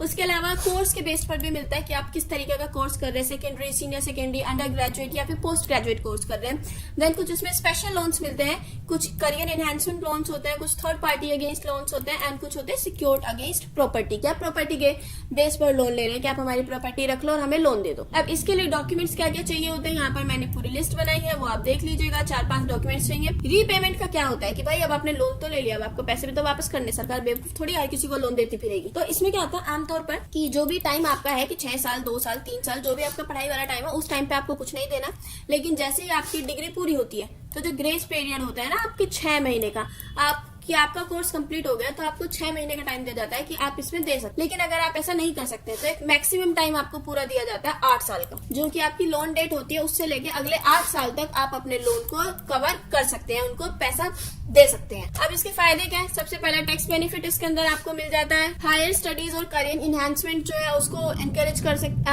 करती है सरकार लोन के द्वारा, और आप पे कोई आर्थिक बोझ डाले बिना मतलब बेटर एजुकेशन प्रोवाइड कराने की कोशिश की जाती है। इसके अलावा दूसरे टाइप का लोन होता है व्हीकल लोन। अब ये क्यों दिया गया है भाई? तो ये लोन है आपको बैंक या फिर कुछ फाइनेंशियल इंस्टीट्यूट आपको ये प्रोवाइड करते हैं कि भाई आपको अपनी खुद के लिए गाड़ी खरीदनी है, बिजनेस के लिए खरीदनी है, कुछ भी, तो आपको उसके लिए व्हीकल लोन प्रोवाइड करते हैं। तो ये भी वही सेम टाइम है कि इसको भी जो बोरोवर होता है जिसने पैसा लिया है उसको एक ईएमआई के अंदर इसको पैसे देने होते हैं कि 10 साल के लिए आपकी इतने इतने रुपए की ईएमआई है, 5 साल, जितना आप चाहते हैं उतने सालों की ईएमआई बनवा सकते हैं। इक्वेटेड मंथली इंस्टॉलमेंट्स ईएमआई, ठीक है ना, एक फिक्स्ड पीरियड के लिए होती है और इसके अंदर इंटरेस्ट भी होता है, यानी कि ब्याज। अब वाहन ऋण के भी कुछ टाइप्स होते हैं व्हीकल लोन्स के। इनमें सबसे पहले आता है व्यक्तिगत वाहन लोन, यानी कि पर्सनल व्हीकल लोन। इसको एक आदमी अपने खुद के लिए कार वार खरीदने के लिए, बाइक स्कूटर खरीदने के लिए लेता है। इसका मेन उद्देश्य यही है। विशेषताओं की बात की जाए तो इसमें कोई गारंटर की जरूरत नहीं होती है, और इसमें लोन अमाउंट आपको इस चीज के बेस पर मिलता है कि आप नया व्हीकल खरीद रहे हैं कि पुराना। इसके टेन्योर की बात की जाए तो इसमें आपको 60 महीने का टाइम दिया जाता है इसको चुकाने के लिए। एक होता है आपका कमर्शियल व्हीकल लोन, यानी कि आप किसी बिजनेस वगैरह के लिए खरीद रहे हैं, ट्रक वगैरह, वैन, वाणिज्य, कोई भी बड़ी कार खरीद रहे हैं, ठीक है ना, उसके लिए। टाइप्स की बात की जाए तो उसमें new commercial vehicle loan, and एक होता है आपका पुराना वाणिज्यिक वाहन लोन रेंट, ठीक है ना। नया वाला जो होता है उसमें नए वाहनों के लिए 100% पैसा वो दे सकते हैं, 100% फंड्स अवेलेबल होते हैं। लेकिन पुराने वालों के लिए जो फंड्स होते हैं वो सिर्फ और सिर्फ 15 साल पुराने वाहनों के लिए होता है कि आप इससे ज्यादा पुराना अगर कोई वाहन खरीदेंगे तो आपको कंपनी कोई भी फंड नहीं देगी। विशेषताओं की, फीचर्स की बात की जाए तो इसमें आपको रीपेमेंट जो टेन्योर मिलता है वो 6 महीने से लेकर 60 महीने तक का टाइम देती है सरकार। इसमें जो इंटरेस्ट रेट होता है ना वो डिपेंड करता है बोरोवर की प्रोफाइल पे, लाइक वो कितने पैसे की ईएमआई दे रहा है टाइम टू टाइम, इस चीज पर डिपेंड करता है। अगर वो ज्यादा ईएमआई दे रहा है तो उसका टाइम कम हो जाएगा, और अगर वो कम ईएमआई दे रहा है, कम पैसे दे रहा है, तो टाइम जो है वो थोड़ा सा ज्यादा हो जाएगा। ठीक, डॉक्यूमेंट्स की बात अगर इसमें की जाए तो क्या क्या डॉक्यूमेंट्स इसमें चाहिए वो मैंने यहाँ पे डॉक्यूमेंट्स रिक्वायर्ड मेंशन किए हैं। इसके बाद थर्ड हमारा आ जाता है गृह लोन, यानी कि होम लोन। यहाँ पर जो पैसे आपको दिए जाते हैं बैंक या फिर जो भी प्रोवाइड करते हैं वो आपको घर के लिए देते हैं, या फिर खरीदना है आपको, जमीन या घर बनाना है, नवीनीकरण, मरम्मत करानी है, कुछ भी करना उसके लिए यहाँ पे आपको फाइनेंशियल हेल्प प्रोवाइड कराई जाती है। तो यहाँ पर भी जिसने उधार लिया है भाई साहब, उधार करता है ईएमआई के माध्यम से अपना ब्याज भी, और जो उसने जितना ऋण लिया है उसको बैंक को या फिर जिससे भी लिया है चुकाता है, ठीक है ना, ईएमआई की मदद से। अब इसकी कुछ विशेषता है। पहला, इसका पर्पस या तो घर खरीदना है, बनवाना है, रेनोवेट कराने के लिए। ये एक सुरक्षित ऋण होता है, यानी कि सिक्योर लोन होता है। क्यों?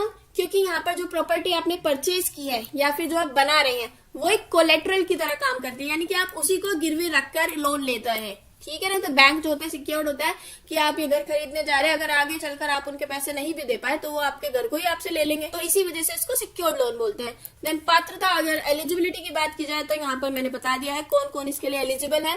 और ब्याज दर की बात करें तो होम लोन जो होते हैं इनमें बहुत कम इंटरेस्ट रेट होता है पर्सनल लोन के कंपैरिजन में, और अवधि इनकी जो कॉमनली 10 से 30 साल तक आप इसको पूरा कर सकते हैं। और टैक्स बेनिफिट्स की बात की जाए तो सेक्शन 80C के अंदर बताया है इसके अंदर, एंड सेक्शन 24B इनके अंदर कुछ टैक्स के बारे में बताया गया है। अब अगर इनके प्रकार की बात की जाए तो इनमें नया गृह ऋण, गृह निर्माण ऋण, होम इम्प्रूवमेंट या फिर रेनोवेशन लोन, है ना, प्लॉट ऋण, बैलेंस ट्रांसफर गृह ऋण, तो ये कुछ इसके टाइप्स हैं। अब थोड़ा सी नजर मार लेते हैं short term, medium term and long term loans पे। ये कौन से होते हैं? अल्पकालीन, मध्यमकालीन एंड दीर्घकालीन लोन।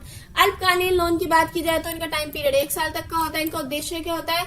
लाइक कोई आपको छोटा मोटा बिजनेस करने के लिए पैसे चाहिए या फिर कोई सामान खरीदना है, सैलरी वगैरह, कैश फ्लो मैनेज करने के लिए अगर आपको चाहिए होता है तो उसको शॉर्ट टर्म लोन बोलते हैं। यहाँ पर इसके एग्जांपल्स मैंने दिए हैं। और फीचर्स की बात किया जाए तो ये बहुत जल्दी प्रोसेस हो जाता है, यानी कि तुरंत स्वीकृति हो जाती है। इसका ब्याज दर बहुत ज्यादा है और मोस्टली अनसिक्योर्ड होता है, मतलब कि इसमें कोई भी सिक्योरिटी आपको नहीं देनी होती है। मध्यमकालीन ऋण की बात की जाए, मीडियम टर्म की, तो इसका ड्यूरेशन 1 से 5 साल होता है। उद्देश्य क्या होता है इसका? अगर आपको अपना बिजनेस एक्सपैंड करना है, कोई सामान खरीदना है, वाहन वगैरह, शिक्षा वगैरह, एजुकेशन लोन वगैरह, ये सब मीडियम टर्म लोन्स में आते हैं। एग्जांपल्स हो गए। और फीचर्स की बात की जाए तो इसमें जमानत की जरूरत पड़ सकती है और मीडियम ब्याज दर होता है और ईएमआई के तरीके से इसका भुगतान किया जाता है। दीर्घकालीन लोन की बात की तो ड्यूरेशन 5 साल से ज्यादा हो सकता है, 20 से 30 साल हो सकता है। परचेज का अगर आपको कहीं ज्यादा इन्वेस्टमेंट करनी, लार्ज इन्वेस्टमेंट करनी, कोई घर खरीदना है, कोई बिजनेस आपको स्टैब्लिश करना है या फिर कोई आपकी बहुत बड़ी कंपनी आपको वो बनानी है ना, उस उद्देश्य के लिए आप इसको यूज कर सकते हैं। विशेषताओं की बात की जाए तो ये सुरक्षित ऋण है, यानी सिक्योर लोन होता है। इसमें आपसे कोई सिक्योरिटी ली जाती है और मतलब कम ब्याज दर पे होता है, लेकिन लंबे टाइम पीरियड के लिए होता है, ठीक है। अब यहाँ पर एक टॉपिक आता है मॉर्टगेज। ये मतलब छोटा सा टॉपिक है, मुझे आपको बस ये समझाना है कि मॉर्टगेज होता क्या है। तो मॉर्टगेज को हिंदी में बोलते हैं बंधक। अब ये कौन है और है क्या ये? तो देखो, बंधक यानी कि एक सिक्योरिटी के रूप में होता है। ये एक ऐसा कानूनी समझौता होता है, इसके अंदर उधारकर्ता जो है ना अपनी संपत्ति, घर या ऋण जो भी उसके पास है, प्रॉपर्टी वगैरह, इसको उधार के बदले में एज ए सिक्योरिटी यूज करता है एक लोन के लिए। कि आपको किसी बैंक से उधार चाहिए, आपको 10 लाख रुपए चाहिए, तो आप उसे कुछ तो सिक्योरिटी दोगे ना। तो आपने घर के जमीन के कागज दे दिया, कुछ भी दिया है, तो अपनी जूलते दे दी या कुछ भी, उसको बोलते हैं मॉर्टगेज। तो यहाँ पे बैंक के पास इतना अधिकार होता है कि अगर आप आगे चल के इनके पैसे वापस नहीं कर पा रहे हैं तो ये आपकी प्रॉपर्टी को या आपका जो भी आपने गोल्ड वगैरह दिया है तो ये उसको बेचकर अपना पैसा जो है वो ले सकते हैं वापस, ठीक है। अब होम लोन्स में इसकी क्या क्या इंपॉर्टेंस है? सबसे पहले ये लोन को सिक्योर करता है। बैंक को भी बिल्कुल डर नहीं रहता है कि आप भाग जाओगे और आपको भी डर नहीं रहता है कि देगा कि नहीं देगा, ठीक है, क्योंकि आपने उनके पास एक सिक्योरिटी जो है वो उनको जमा कराई है, तो बैंक आपको लोन देगा ही देगा। उसके अलावा गृह स्वामित्व को संभव बना देता है, क्योंकि देखो इसमें क्या होता है ना कि देखो बहुत सारे लोग होते हैं जो एकदम से अपने खुद के पैसों से, तो इतने पैसे नहीं है ना कि 60-70 लाख हर कोई अपने पास रख के बैठा है, और लेकिन किसी को घर खरीदना है तो वो सारे पैसे एक साथ चुकाए बिना किस्तों में अपने पैसे दे देकर घर खरीद सकता है। उसके अलावा कम ब्याज दर होता है, मतलब होम पर जब भी आप होम लोन लेते हैं तो आपको जो इंटरेस्ट रेट देना होता है वो थोड़ा सा कम देना पड़ता है। और लॉन्ग टर्म प्लानिंग को एनकरेज करता है, क्योंकि यहाँ पर जो बोरोवर है, उधार लेने वाला है, वो इंस्टॉलमेंट्स में पैसे देता है। 10 से 30 साल का टाइम होता है इसमें। उसके अलावा कानूनी सुरक्षा की बात की जाए तो एक क्लियर एग्रीमेंट होता है बोरोवर और लेंडर के बीच में, यानी कि उधारकर्ता और ऋणदाता के बीच में पूरा एक समझौता होता है, ठीक है। तो ये कानूनी रूप से भी सुरक्षित होता है। इसके अलावा मैंने यहाँ पे आपको हाइपोथिकेशन, मॉर्टगेज एंड प्लेज, इन तीनों के बीच में एक डिफरेंशिएशन बताया है, तो इसको आप खुद से देख लेना इस डिफरेंशिएट को कि इनका अर्थ क्या होता है। हाइपोथिकेशन, मॉर्टगेज, प्लेज ये होते क्या है? ऑनरशिप, टाइप ऑफ एसेट इसके अंदर, पोजीशन, है ना, legal framework and use case, कि इनको कब कब यूज किया जाता है, तो ये आप खुद से देख लेना। एंड में हम आ जाते हैं अपने कंक्लूजन में। कंक्लूजन में 3-4 लाइनें जो भी समझ आती है वो लिख देनी है और आंसर खत्म कर देना है। अब करते हैं अपने नेक्स्ट क्वेश्चन। इसके अंदर हमें बैंक के बारे में बताना है, बैंक क्या होता है, बैंक क्या क्या कंप्लेंट्स जो है वो फेस करता है, उसको सॉल्व करने के लिए क्या करता है, सेविंग अकाउंट और करंट अकाउंट क्या होते हैं। सबसे पहले देख लेते हैं बैंक होता क्या है। तो एक फाइनेंशियल इंस्टीट्यूट होता है जो आपको ये सर्विस देता है कि आप उनके यहाँ पे अपने पैसे को सुरक्षित रख सकते हैं और अगर आपको कभी जरूरत पड़े तो वो आपको आपका पैसा भी दे सकता है, मतलब उधार भी दे सकता है। आप अपने पैसे को जब अपना मन करे तब निकाल लें और जितने दिन के लिए आप इनके पास अपने पैसे को इकट्ठा रखेंगे उस पर आपको छोटा सा ब्याज दर भी देता है। और आप जो पैसा इकट्ठा करते हैं इनके पास, ये उस पैसे को यूज करता है किसी को उधार देने के लिए, बिजनेसमैन को देने के लिए या फिर सरकार को देने के लिए as a in the form of loans या फिर एडवांस। तो ऐसे फाइनेंशियल इंस्टीट्यूट को, वित्तीय संस्था को बैंक बोलते हैं। टाइप्स ऑफ बैंक की बात की जाए तो सबसे पहला एक आता है सेंट्रल बैंक यानी कि केंद्रीय बैंक। ये पूरे देश का एक सबसे बड़ा बैंक होता है जो कि हमारे देश के लिए आरबीआई। ये पूरे देश के अंदर जितने भी बैंक होते हैं उन सबको कंट्रोल करता है, उनके लिए अलग अलग रूल्स रेगुलेशंस बनाने का जो काम है वो इसी का है। इसके बाद आ जाते हैं कमर्शियल बैंक्स यानी कि वाणिज्यिक बैंक। ये वो बैंक होते हैं जो सीधा सीधा डायरेक्टली डील करते हैं पब्लिक के साथ, ठीक है ना। इनके अंदर saving account, current account, fixed deposit, ये सभी फीचर्स होते हैं जो कि हम लोग करते हैं ना। कैनरा बैंक हो गया, पंजाब नेशनल बैंक हो गए, तो ये सब बैंक कमर्शियल बैंक्स हैं। उनके अलावा एक आता है पब्लिक सेक्टर बैंक। तो ये जो बैंक्स होते हैं ये सरकार द्वारा चलाए जाते हैं और सरकार के अंडर में ही ये बैंक्स आते हैं। इन बैंक्स का काम होता है मेजरली सोशल वेलफेयर को प्रमोट करना। तो एसबीआई जो है ना इस टाइम भारत का सबसे बड़ा सार्वजनिक क्षेत्र का बैंक है। इसके अलावा इसके अंदर आता है एक अलग टाइप होता है प्राइवेट सेक्टर बैंक्स। ये होते हैं निजी क्षेत्र के बैंक। ये जो बैंक होते हैं ये ज्यादातर किसी निजी व्यक्ति या फिर कॉर्पोरेट संस्थाओं के, मतलब इनके जो ओनर्स होते हैं वो सरकार ना होकर कोई और लोग होते हैं, मतलब जिनके खुद के बनाए हुए बैंक होते हैं। इनके पास ज्यादा अच्छी एडवांस टेक्नोलॉजी होती है और मॉडर्न बैंकिंग सोल्यूशंस होते हैं। इनमें अगर प्राइवेट सेक्टर बैंक्स की बात की जाए तो एचडीएफसी, आईसीआईसीआई बैंक्स, ये प्राइवेट सेक्टर बैंक्स हैं। इनके अलावा एक आता है सहकारी बैंक यानी कि कोऑपरेटिव बैंक्स। अब इन बैंक्स को क्यों बनाया गया, देखो नाम से ही पता चल रहा है, ये जो बैंक होते हैं ना ये सहयोग और पारस्परिक सहायता यानी कि दूसरों की हेल्प के लिए इनको बनाया गया होता है। ये मुख्य रूप से किसान, छोटे व्यापारी और जो जिनकी लो इनकम ग्रुप्स वाले लोग होते हैं ना, इनके लिए इनको बनाया गया होता है। इसके अलावा आ जाते हैं हम रीजनल रूरल बैंक्स पे, क्षेत्रीय ग्रामीण बैंक। ये जो बैंक्स होते हैं ये गाँव में या फिर जो सेमी अर्बन एरियाज होते हैं वहां पे अपनी फैसिलिटीज प्रोवाइड करते हैं। इनका मुख्य उद्देश्य होता है कृषि, लघु उद्योग, ग्रामीण विकास को समर्थन देना। उसके अलावा आता है हमारे विकास बैंक यानी कि डेवलपमेंट बैंक्स। ये लॉन्ग टर्म फाइनेंशियल असिस्टेंस देते हैं इंडस्ट्रियल या फिर इकोनॉमिक डेवलपमेंट के लिए। अगर इनके एग्जांपल्स की बात की जाए तो इंडिया के अंदर नाबार्ड और सिडबी इसके उदाहरण हैं। उसके अलावा आते हैं औद्योगिक बैंक यानी कि इंडस्ट्रियल बैंक्स। देखो औद्योगिक बैंक नाम से समझ आ रहा है, ये मेनली ना जो उद्योग बड़े बड़े इंडस्ट्रियलिस्ट होते हैं ना, ये उनको हेल्प करने के लिए या जो बड़ी बड़ी इंडस्ट्रीज होती है उनके लिए इनको बनाया गया होता है। इनका जो मेन उद्देश्य होता है वो होता है औद्योगिक विकास को बढ़ावा देना। नेक्स्ट आते हैं फॉरेन बैंक्स यानी कि विदेशी बैंक। ये वो बैंक्स होते हैं जो हमारे देश में काम तो कर रहे हैं लेकिन इनका जो हेडक्वार्टर है वो विदेश में होता है। इन पे अंतर्राष्ट्रीय जो विदेशी मुद्रा होता है उनका लेन देन, वैश्विक बैंकिंग सेवाएं प्रोवाइड करना, ठीक है ना। इनके उदाहरण हो गए हैं आपके HSBC bank and city bank, ये आपके फॉरेन बैंक्स हैं। इनके अलावा कुछ लास्ट टाइप जो आता है वो आता है इन्वेस्टमेंट बैंक का, जिनको बोलते हैं निवेश बैंक। तो ये जो बैंक होते हैं ये किसी भी कंपनी को शेयर और डिबेंचर जारी करके पूंजी जुटाने में मदद करते हैं। ये पब्लिक डिपॉजिट को एक्सेप्ट स्वीकार नहीं करते हैं जैसे कमर्शियल बैंक्स करते हैं ना कि उनमें सेविंग अकाउंट्स वगैरह होता है। ये इस तरीके से काम नहीं करते हैं। इनका जो मेन उद्देश्य है वो होता है पूंजी बाजार के विकास में बढ़ोतरी करना। उसके अलावा अब हम आते हैं बैंकिंग प्रोडक्ट्स एंड सर्विसेज पर। अब बैंक्स आपको क्या क्या प्रोडक्ट प्रोवाइड कर रहे हैं, क्या क्या सर्विसेज प्रोवाइड कर रहे हैं। तो देखो जो बैंक होता है ना वो आपको बहुत सारी प्रोडक्ट्स और सर्विसेज यानी कि उत्पाद और सेवाएं प्रदान करते हैं। जैसे कि वो आपको पैसा जमा करने के लिए अकाउंट्स की सुविधा देते हैं, आपको पैसा उधार भी देते हैं क्रेडिट कार्ड्स के रूप में, तो बहुत सारी हेल्प करते हैं आपकी। तो इसमें सबसे पहले बैंकिंग प्रोडक्ट्स देख लेते हैं। तो सबसे पहले वो आपको जमा उत्पाद देता है यानी कि डिपॉजिट प्रोडक्ट्स, कि आपको बोलता है कि आप अपने पैसों को सेफली इनके यहाँ पे डिपॉजिट करा सकते हैं, जमा करा सकते हैं। तो इसके कुछ तरीके हैं, saving account, current account, fixed deposit या फिर रिकरिंग डिपॉजिट। तो ये कुछ तरीके होते हैं जिनकी वजह से आप मदद से या जिन तरीकों से आप बैंक में अपने पैसों को जमा करा सकते हैं। उसके अलावा ऋण और क्रेडिट उत्पाद देता है, ये आपको लोन देता है, क्रेडिट प्रोडक्ट्स। लोन में आप personal loan, home loan, education loan, vehicle loan, business और एग्रीकल्चरल लोन जो जो है ये सब ले सकते हैं। देन इन्वेस्टमेंट प्रोडक्ट्स भी कुछ देता है, यानी कि mutual funds, bonds, debentures, PPF, public provident fund, national pension schemes, जो है ना ऐसी स्कीम्स कुछ देता है ये आपको। उसके अलावा बैंकिंग सेवाएं कुछ प्रोवाइड करता है, जिसके अंदर ये आपको सबसे पहला देता है भुगतान और प्रेषण सेवाएं, यानी कि पेमेंट एंड रेमिटेंस सर्विसेज। तो इसके अंदर आपको फंड ट्रांसफर कर सकते हैं आप, नेफ्ट, आरटीजीएस, आईएमपीज, यूपीआई की हेल्प से, चेक, डिमांड ड्राफ्ट, ये सब आपको मतलब इन सब की मदद से आप पेमेंट कर सकते हैं। तो ये सर्विस भी बैंक आपको देता है। देन डिजिटल बैंकिंग की सर्विस ही आपको देता है कि आप ऑनलाइन ट्रांजेक्शन कर सकते हैं, एटीएम वगैरह यूज कर सकते हैं। कुछ एजेंसी सर्विसेज देता है, यानी कि collection and payment of cheque, bills, dividends, pensions, आप टैक्स की पेमेंट कर सकते हैं, इंश्योरेंस प्रीमियम वगैरह सब इनसे भर सकते हैं बैंक की हेल्प से। देन यूटिलिटी सर्विसेज कुछ प्रोवाइड कराता है कि आपको लोकल फैसिलिटी प्रोवाइड कराता है कि आप अपना गोल्ड वगैरह यहाँ पर रख सकते हैं, ठीक है ना। और फॉरेन करेंसी एक्सचेंज यहाँ पर हो जाती है, ये सब। देन उसके अलावा कुछ एडवाइजरी सर्विस देता है, यानी कि परामर्श सेवाएं। अगर आपको निवेश से रिलेटेड, फाइनेंशियल इन्वेस्टमेंट से रिलेटेड कोई भी सलाह चाहिए तो ये आपको सलाह देने के लिए वहां पर बैठे हैं आपके लिए। अब उसके अलावा बात करते हैं types of bank deposit accounts की। देखो सबसे पहले मैंने बताया था सेविंग अकाउंट होता है, तो यहाँ पर आप अपना पैसा जमा करा सकते हैं और आपको एक इंटरेस्ट रेट मिलता है। जब आपका मन करे आप अपना पैसा निकाल सकते हैं, जब मन करे पैसा डाल सकते हैं। तो इनकी लिक्विडिटी बहुत ज्यादा अच्छी होती है। तो ये सैलरीड एम्प्लॉयज होते हैं, स्टूडेंट्स या फिर घर वाले जो लोग होते हैं उनके लिए अच्छा होता है। उसके अलावा एक आता है चालू खाता, जिसको बोलते हैं करंट अकाउंट।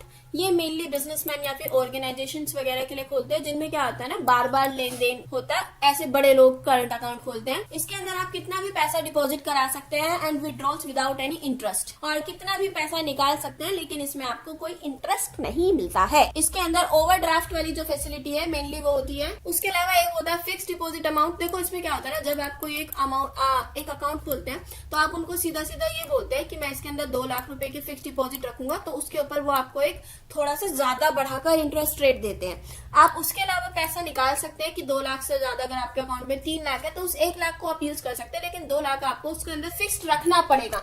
उसका एक टाइम पीरियड होता है कि 2 साल के लिए, 3 साल के लिए, 4 साल के लिए, इसको तब तक रखना होता है। अगर आप उसको उससे पहले विड्रॉ करा लेते हैं तो आपको पेनल्टी देनी होती है, अदरवाइज कोई पेनल्टी नहीं देनी होती है। इसमें आपको हायर इंटरेस्ट रेट मिलता है और ये लॉन्ग टर्म सेविंग्स के लिए अच्छा होता है, ठीक है। इसके अलावा अगर रिकरिंग डिपॉजिट अकाउंट की बात की जाए, आवर्ती जमा खाता, ये क्या होता है? अच्छा, तो इस तरीके के जो अकाउंट होते हैं ना, ये कस्टमर को अलाउ करता है कि आप हर महीने में एक फिक्स्ड अमाउंट डालेंगे अपने अकाउंट के अंदर कि 10,000, 20,000, 30,000, ये आपका एक अमाउंट होगा जो कि आपको फिक्स्ड अमाउंट डालना ही डालना है। इसमें जो इंटरेस्ट रेट मिलता है वो आपको फिक्स्ड डिपॉजिट वाला जो अकाउंट होता है उसके तरह थोड़ा अच्छा ही मिलता है, और ये सैलरीड इंडिविजुअल्स या फिर जो बचत करना चाहते हैं उन लोगों के लिए अच्छा होता है। उसके अलावा आता है हमारा टर्म डिपॉजिट अकाउंट। तो ये जो अकाउंट होता है ये फिक्स्ड और आवर्ती यानी कि रिकरिंग दोनों की कॉम्बिनेशन की तरह काम करता है। इसमें आपको हायर इंटरेस्ट रेट मिलता है, लेकिन विड्रॉल जो है मेच्योरिटी से पहले इसके अंदर भी रेस्ट्रिक्टेड होता है। लेकिन इसमें आप पैसे कैसे जमा करा सकते हैं? मंथली, लेकिन ऐसे विड्रॉल नहीं कर सकते हैं। उसके अलावा मैंने एक लास्ट टॉपिक यहाँ पे डाला है, difference between saving account and current account. देखो सेविंग अकाउंट क्या होता है? मेनली जिसमें पैसा जब मन करे डाल दिया, जब मन करे निकाल लिया, ठीक है ना। इसको मेनली आप, और इसमें इंटरेस्ट रेट इतना अच्छा नहीं होता है, इसको कोई भी यूज कर सकता है। चालू खाता मेनली रेगुलर और इसके अंदर फ्रीक्वेंट ट्रांजेक्शन के लिए होता है, यानी मेनली बिजनेस पर्पज के लिए होता है। पैसा इसके अंदर जमा कराया जाता है, विड्रॉ कराया जा सकता है एक दिन में कितनी भी बार, और बड़ी अमाउंट्स को यूज किया जा सकता है। उद्देश्य की बात की जाए तो ज्यादातर सेविंग अकाउंट लोग उसके लिए कराते हैं, बचत के लिए, और करंट अकाउंट जो होता है बिजनेस के लिए होता है। टाइप ऑफ अकाउंट होल्डर्स की बात की जाए तो जो सेविंग अकाउंट होता है ये सैलरी एम्प्लॉय, स्टूडेंट्स, पेंशनर्स ऐसे लोग खोलते हैं, लेकिन जो करंट अकाउंट होता है इसको ज्यादातर बिजनेसमैन, फर्म्स, कंपनीज, इंस्टीट्यूशंस ऐसे लोग हैंडल करते हैं। इंटरेस्ट की बात की जाए तो सेविंग अकाउंट में जो इंटरेस्ट मिलता है वो इतना कुछ खास नहीं मिलता है, स्मॉल रिटर्न मिलता है, लेकिन करंट अकाउंट में बात की जाए तो उसमें कोई इंटरेस्ट रेट नहीं मिलता है, ठीक है। लेन देन की संख्या की बात की जाए तो number of transaction, saving account में एक लिमिटेड नंबर ऑफ ट्रांजेक्शन होता है कि आप पैसे जो है ना एक लिमिटेड नंबर तक निकाल सकते हैं कि 10 बार, 30 बार ऐसा महीने में। लेकिन जो चालू खाता होता है उसमें आप कितनी भी बार पैसा जमा करा सकते हैं, कितनी भी बार पैसा निकाल सकते हैं। उसके अलावा मिनिमम बैलेंस रिक्वायरमेंट की बात की जाए तो सेविंग अकाउंट में बहुत जरूरी होता है कि आपको एक मिनिमम बैलेंस मेंटेन करके चलना होता है, 2,000, 3,000 जो भी होता है। लेकिन करंट अकाउंट की बात की जाए तो इसमें जो मिनिमम बैलेंस होता है वो थोड़ा सा हाई होता है, 10,000, 50,000, थोड़ा इस तरीके से। देखो सेविंग अकाउंट्स कई बार क्या होता है ना, कुछ बैंक्स आपको जीरो बैलेंस भी देते हैं कि अगर आपके अकाउंट में जीरो बैलेंस भी है तब भी हम आपका अकाउंट ओपन रखेंगे, बंद नहीं करेंगे। उसके अलावा ओवरड्राफ्ट फैसिलिटी जो होती है सेविंग अकाउंट प्रोवाइड नहीं करती है, लेकिन करंट अकाउंट आपको ये वाली सुविधा देती है। नेचर ऑफ यूज की बात करें तो जो सेविंग अकाउंट होते हैं ये ज्यादातर पर्सनल लेवल के लिए यूज होते हैं, लेकिन जो चालू खाते होते हैं ये बिजनेस वगैरह के लिए यूज होते हैं। अब हम आते हैं कॉमन बैंकिंग कंप्लेंट्स पर जो कस्टमर फेस करते हैं कि ऐसी कौन सी कंप्लेंट्स है जो कस्टमर्स को रेगुलर लेवल पे देखनी पड़ती है। पहला तो बैंक्स में सेवाओं में देरी। कई बार ऐसा होता है कि एक एटीएम कार्ड जारी करने में, चेकबुक डिलीवरी या फिर खाता संबंधी जो भी प्रॉब्लम्स होती है उनको सॉल्व करने में वो लोग थोड़ा टाइम लगा देते हैं। दूसरा, एटीएम रिलेटेड प्रॉब्लम्स हो सकती है। तीसरा, ऑनलाइन या डिजिटल बैंकिंग सर्विस की यूपीआई फेल हो गया, इंटरनेट बैंकिंग ट्रांजेक्शन जो आपकी वो हो नहीं रही है, गलत शुल्क फीस की आपने रॉन्ग चार्जेस या फिर फीस आपके ऊपर लगा दी गई है, एक्सेसिव सर्विस चार्जेस पेनल्टीज ली जा रही है आपसे बिना किसी प्रॉपर इन्फॉर्मेशन के। उसके अलावा ऋण और क्रेडिट कार्ड शिकायत है, यानी कि गलत ब्याज गणना और वसूली एजेंट द्वारा आपको परेशान किया जा रहा है। उसके अलावा चेक और क्लियरिंग समस्याएं, यानी कि चेक क्लियर करने में देरी लगा रहे हैं या फिर गलत तरीके से आपका चेक जो है वो क्लियर नहीं किया जा रहा है। तो ये कुछ कॉमन बैंकिंग कंप्लेंट्स है। इनके अलावा रोल ऑफ बैंकिंग ऑम्बड्समैन की बात की जाए तो इसका क्या काम होता है। देखो, ये जो बैंकिंग ऑम्बड्समैन है ना, ये एक इंडिपेंडेंट अथॉरिटी होती है जिसको अपॉइंट किया गया होता है रिजर्व बैंक ऑफ इंडिया की तरफ से। इसका काम होता है आपकी कंप्लेंट्स को सॉल्व करना कॉस्ट फ्री एंड स्पीडी तरीके से, यानी कि जल्दी तरीके से। सबसे पहले ये शिकायत निवारण करते हैं, आपकी प्रॉब्लम्स जो होती है उनको सुनते हैं, रिसीव्स करते हैं और फिर बैंक से बात करते हैं कि क्या प्रॉब्लम है भाई। उसके बाद निष्पक्ष जांच करते हैं ये लोग, ठीक है ना, एक इम्पार्शियल इन्वेस्टिगेशन रखते हैं, प्रॉब्लम को आपकी कंप्लेंट को एग्जामाइन करते हैं और दोनों पार्टीज को एक चांस देते हैं कि आप अपने केस को सामने रखिए, बताइए हमें, आप अपने अपने पक्ष रखिए, बैंक को भी और जिसने कंप्लेंट किया उसको भी। सुलह के माध्यम से समाधान करने की पहले कोशिश करते हैं कि पहले अगर सुलह हो जाए तो ज्यादा अच्छा है बैंक और कस्टमर में। उसके अलावा पुरस्कार का आदेश वो भी देते हैं, आदेश यानी कि पासिंग ऑफ अवार्ड्स। देखो, अगर सेटलमेंट नहीं हो पा रहा है, लाइक वो लोग आपस में बातचीत से नहीं सुलझा पा रहे अपने मुद्दे को, तो अब यहाँ पे ऑम्बड्समैन जो है ना वो एक अवार्ड देता है बैंक को कि आप कस्टमर को कंपनसेट कीजिए, मैं आपको ये अवार्ड दूंगा या ऐसे करके आपके लिए ये फायदा करूंगा, बट आप कस्टमर को कंपनसेट कर दीजिए। उसके अलावा सरल और मुफ्त प्रक्रिया होती है, इजी और फ्री प्रोसेस होता है, कस्टमर अपनी कंप्लेंट को फाइल कर सकता है ऑनलाइन और ऑफलाइन तरीके से और कोई फीस इसमें नहीं लगती। देन उसके अलावा उपभोक्ता संरक्षण यानी कि कंज्यूमर प्रोटेक्शन, इसको मेनली कस्टमर के प्रोटेक्शन के लिए लगाया गया है कि कोई भी बैंक किसी भी कस्टमर का गलत तरीके से पैसा ना मार ले या उनके साथ कुछ गलत बिहेवियर ना करे, इस तरीके से इसको बनाया गया है, कस्टमर्स का ध्यान रखा जाए और बैंक की जवाबदेही को बढ़ाए। एंड में हम आ जाते हैं अपने कंक्लूजन पर। कंक्लूजन में 3-4 लाइनें जो भी समझ आती है आपको वो लिख देनी है। आप करते हैं अपना नेक्स्ट क्वेश्चन। तो देखो, इसके अंदर हमें कैशलेस पेमेंट सिस्टम क्या होता है, इसके क्या क्या टाइप्स है, इंटरनेट बैंकिंग क्या है, एडवांटेजेस डिसएडवांटेजेस, इन सब चीजों को बताना है, ठीक है। तो शुरू करते हैं अपने कैशलेस पेमेंट सिस्टम से। देखो, नाम से समझ आ रहा है, इस तरीके से पेमेंट करना है कि जिसमें हम कैश को यूज ना करें, ठीक है ना, अपने हाथ से बिना पैसे के लेन देन का आपको पेमेंट करने को ही बोलता है कैशलेस पेमेंट सिस्टम। इसके अंदर आप डिजिटल इलेक्ट्रॉनिक मोड्स का यूज कर सकते हैं, पेटीएम कार्ड्स वगैरह इन सब चीजों का, ठीक है। अब इसके क्या क्या टाइप्स है, तो सबसे पहले इसके अंदर आ जाता है आपका डेबिट कार्ड, जो कि आपको बैंक से इशू कराया गया होता है ना, और इसमें आपका बैंक का अकाउंट मतलब नंबर वगैरह सब कुछ होता है, इसमें आप यूज कर सकते हो उसको एटीएम पर, पीओएस मशीन पर, इन जगह पर। देन आगे आ जाता है आपका क्रेडिट कार्ड, ठीक है ना, यहाँ पे आपको एक तरीके से बोरोड मनी मिलती है बैंक से। बैंक आपको बोलता है आप इस क्रेडिट कार्ड को लीजिए और आप 5 लाख तक की शॉपिंग जो है या फिर खर्चा कर सकते हैं, एंड देन आप हमें इंस्टॉलमेंट्स में या फिर इस डेट तक ये पैसा देंगे। तो इस तरीके से भी आप कैशलेस पेमेंट कर सकते हैं। देन इंटरनेट बैंकिंग या फिर ऑनलाइन बैंकिंग, तो यहाँ पर कुछ फैसिलिटीज होती है, नेफ्ट या फिर आरटीजीएस, आईएमपीएस, तो ये फैसिलिटीज अवेलेबल होती है जो कि आपको बैंक प्रोवाइड करता है बैंक की वेबसाइट पर, तो आप यहाँ से भी पैसे पेमेंट कर सकते हैं। देन मोबाइल बैंकिंग जो हम आज के टाइम पे करते हैं अपने एप्स के थ्रू, ठीक है ना, पेटीएम, ये सब। यूनिफाइड पेमेंट्स इंटरफेस यानी कि यूपीआई जो कि कर ही रहे हैं, इसमें हमारी यूपीआई आईडी होती है, मोबाइल नंबर से बनी होती है, गूगल पे, फोन पे, पेटीएम, भीम, इन सब से, ठीक है ना। ये रियल टाइम पेमेंट सिस्टम होता है जो कि एनपीसीआई ने डेवलप किया था, इसके थ्रू भी हम पेमेंट करते हैं। देन मोबाइल वॉलेट, देखो डिजिटल वॉलेट्स होते हैं जो कि इनके अंदर हमारे इलेक्ट्रॉनिकली जो पैसे होते हैं ना वो स्टोर होते हैं, तो हम छोटी मोटी चीजें जैसे कि छोटा सा मोबाइल रिचार्ज, थोड़ी बहुत शॉपिंग या फिर ट्रेवल के लिए इसको यूज कर सकते हैं। अब ये पेटीएम वॉलेट, अमेजोन पे, फोन पे वॉलेट, ये सब है इसके एग्जांपल्स। देन आधार सक्षम भुगतान प्रणाली यानी कि आधार इनेबल पेमेंट सिस्टम। देखो यार, आधार नंबर और बायोमेट्रिक ऑथेंटिकेशन के साथ भी आप जो है पेमेंट कर सकते हैं। यहाँ पे आपके पास अगर कोई कार्ड, मोबाइल फोन नहीं भी है ना, आप उसके बिना भी लेन देन कर सकते हैं। तो ये मेनली कहाँ पर किया जाता है, rural and semi urban areas में किया जाता है, यानी कि ग्रामीण और अर्ध शहरी क्षेत्रों में। इसके अलावा पीओएस मशीनें यानी कि पॉइंट ऑफ सेल मशीन्स, तो ये मॉल्स वगैरह में होती है, इलेक्ट्रॉनिक डिवाइसेस होते हैं।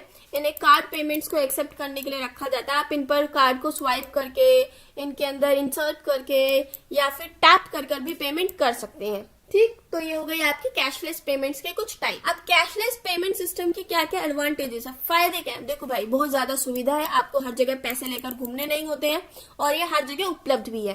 कन्वीनियंस है। दूसरा, गति और क्षमता, स्पीड बहुत ज्यादा है। जैसे ही आपने पैसे मतलब कार्ड टैप किया या जरा सा अपने यूपीआई आईडी पे आपने पिन डाला, सेकंडों में आपकी पेमेंट हो जाती है, टाइम नहीं लगता है। तो तीसरा, सुरक्षा है, यानी कि देखो सेफ तो है ही, आपके पैसे खोने का डर नहीं रहता कि कोई चुरा लेगा या कुछ और इसमें ट्रैकिंग भी होती रहती है आपके पेमेंट की। देन उसके अलावा ट्रांसपेरेंसी रहती है, क्योंकि रिकॉर्ड जो है इलेक्ट्रॉनिकली मेंटेन्ड रहता है, तो काला धन वगैरह मतलब black money and tax evasion जो है ना वो रिड्यूस होता है। इसके अलावा कॉस्ट सेविंग, लागत में बचत होती है, क्योंकि सरकार को जो है ना अब इतना पैसा छापना नहीं पड़ेगा, सरकार पैसा बचा रही है। एंड करेंसी को ट्रांसपोर्ट करने में जो पैसा लगता है वो भी बचता है सरकार का। उसके अलावा अगर इसके डिसएडवांटेजेस की बात की जाए तो टेक्निकल इश्यूज आ सकते हैं। आप अगर इंटरनेट कनेक्टिविटी अच्छी नहीं है तो आप पेमेंट नहीं कर सकते। साइबर सुरक्षा जोखिम आपके सामने आ सकता है कि आपको hacking, fraud, fishing, data theft का खतरा है। इसके अलावा डिजिटल इलिटरेसी, देखो यार, जिन लोगों को इनकी पूरी नॉलेज नहीं है, स्किल नहीं है, तो उनको ऐसे चीजों को यूज करने में थोड़ी सी प्रॉब्लम आ सकती है ना। उसके अलावा डिपेंडेंस ऑन टेक्नोलॉजी, पूरी तरीके से टेक्नोलॉजी पर डिपेंड होते हैं। अगर कभी सिस्टम फेलियर हो जाए या फिर डिवाइस में खराबी हो जाए तो आप कुछ नहीं कर पाओगे।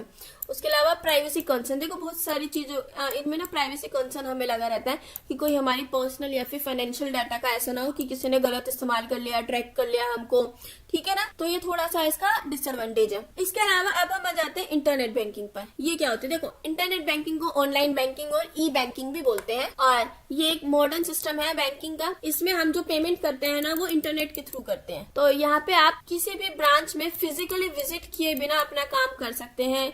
जो भी आपको बैंक से रिलेटेड काम है तो आप वहां जाए बिना कर सकते हैं। इसी को बोलते हैं इंटरनेट बैंकिंग। इसके अंदर सब कुछ होता है, यानी कि फाइनेंशियल, नॉन फाइनेंशियल ट्रांजैक्शन, आप अपना बैलेंस चेक कर सकते हैं, फंड्स ट्रांसफर कर सकते हैं, यूटिलिटी बिल्स जो होते हैं, बिल मतलब बिल की भुगतान कर सकते हैं, मोबाइल रिचार्ज हो गया, सब कुछ आप इसके अंदर कर सकते हैं। कोई ऐसी चीज नहीं है जो आप यहाँ अपने बैठे बैठे फोन पे ना कर पाते हो। इसके फायदे की बात की जाए, यानी कि इसके एडवांटेजेस की बात की जाए, तो सबसे पहला वही आ जाता है, कन्वीनियंस होता है। ये 24/7 आपको अवेलेबल होता है। टाइम की बचत होती है, आपको बैंक में जाना नहीं पड़ रहा है, लाइनों में नहीं लगना पड़ रहा है। इजीली आप फंड ट्रांसफर कर सकते हैं नेफ्ट, आरटीजीएस, आईएमपीएस की हेल्प से। और कॉस्ट इफेक्टिव होता है। देखो यार, आप पेपर बच रहा है ना, पेपर वर्क बच रहा है, ऑपरेशनल कॉस्ट बच रहा है। उसके अलावा बेहतर खाता प्रबंधन हो पाता है, आप बहुत अच्छे से सब कुछ अपना इसी एक ऐप में देख पाते हैं, बैलेंस स्टेटमेंट, ट्रांजेक्शन वगैरह कुछ भी। उसके अलावा वाइड रेंज ऑफ सर्विसेज, यहाँ पे आपको बहुत सारी सर्विसेज मिलती है। Online bill payment, tax payment, ticket book कर सकते हैं, शॉपिंग कर सकते हैं एक ही प्लेटफॉर्म पे। अब अगर इसके नुकसान की बात की जाए तो फिर से वही आ जाएगा, सुरक्षा जोखिम, सिक्योरिटी रिस्क, वही हैकिंग वगैरह की प्रॉब्लम रहती है। देन टेक्निकल प्रॉब्लम्स, अगर नेट अच्छे से नहीं है तो आप काम नहीं कर पाएंगे सर्वर की वजह से। देन व्यक्तिगत सहायता की कमी, यहाँ पर पर्सनल असिस्टेंस की कमी होती है। देखो, अगर कोई ओल्ड एज वाला बंदा है, उसको यहाँ पर हेल्प की जरूरत पड़ेगी, तो उसको थोड़ा सा वो फेस करना पड़ता है कि यहाँ पे कोई स्टाफ नहीं है ना आपको हेल्प करने के लिए। देन डिजिटल इलिटरेसी की, अगर आपको नहीं आता है ये सब करना तो आप नहीं कर पाएंगे और आपके लिए मुसीबत खड़ी हो सकती है। देन लिमिटेड एक्सेस, देखो जहां पर डिवाइसेस हैं, स्टेबल कनेक्शन है, आप वहीं पर इनको यूज कर सकते हैं। अगर कहीं पे नेटवर्क कनेक्शन इतना अच्छा नहीं है तो वहां यूज नहीं कर सकते हैं। एंड रिस्क ऑफ एरर्स, यानी कि गलती होने के चांसेस बहुत ज्यादा हो जाते हैं, ठीक है। और अब एंड में आ जाते हैं हम अपने कंक्लूजन पर। 3-4 लाइन का कंक्लूजन, अपनी मर्जी से जो भी समझ आया उस टॉपिक से रिलेटेड वो लिख देना है। अब करते हैं अपना नेक्स्ट क्वेश्चन। इसके अंदर हमें पोस्ट ऑफिस, पोस्टल सर्विस जो भी होती है इनके बारे में सब कुछ पढ़ना है कि पोस्ट ऑफिस में क्या डिफरेंट स्कीम्स हमें ऑफर की जाती है। तो चलो एक बार अपने देख लेते हैं। तो अब सबसे पहले देखते हैं पोस्टल सेक्टर्स, यानी कि डाक क्षेत्र क्या होते हैं। हमारे इंडिया के अंदर डाकघर, पोस्ट ऑफिस एक बहुत पुराना संस्थान है, बहुत पुराना इंस्टीट्यूट है। ये जब ब्रिटिश कॉलोनियल वाला टाइम पीरियड चल रहा था ना, ये तब से है 1854 में अक्टूबर से, तो तब से ये डाकघर चलता आ रहा है। देखो, इसको स्टार्टिंग में मेल्स वगैरह, लेटर वगैरह को डिलीवर करने के लिए, भेजने के लिए रखा गया था, लेकिन आज के टाइम पे इसका काम बहुत ज्यादा बढ़ चुका है। बैंकिंग, बीमा, निवेश, इन सभी सेक्टर्स के अंदर जो है ना पोस्ट ऑफिस घुस चुका है। तो पोस्टल सेक्टर के क्या क्या इंपॉर्टेंस है, अब इसके महत्व क्या क्या है, ठीक है। तो देखो इसके बहुत सारे महत्व है। सबसे पहला तो ये संचार का माध्यम है, यानी कि वही आपको कोई लेटर भेजना है, पोस्ट कार्ड, पार्सल, तो आप इन पे बिल्कुल विश्वास करके भेज सकते हैं।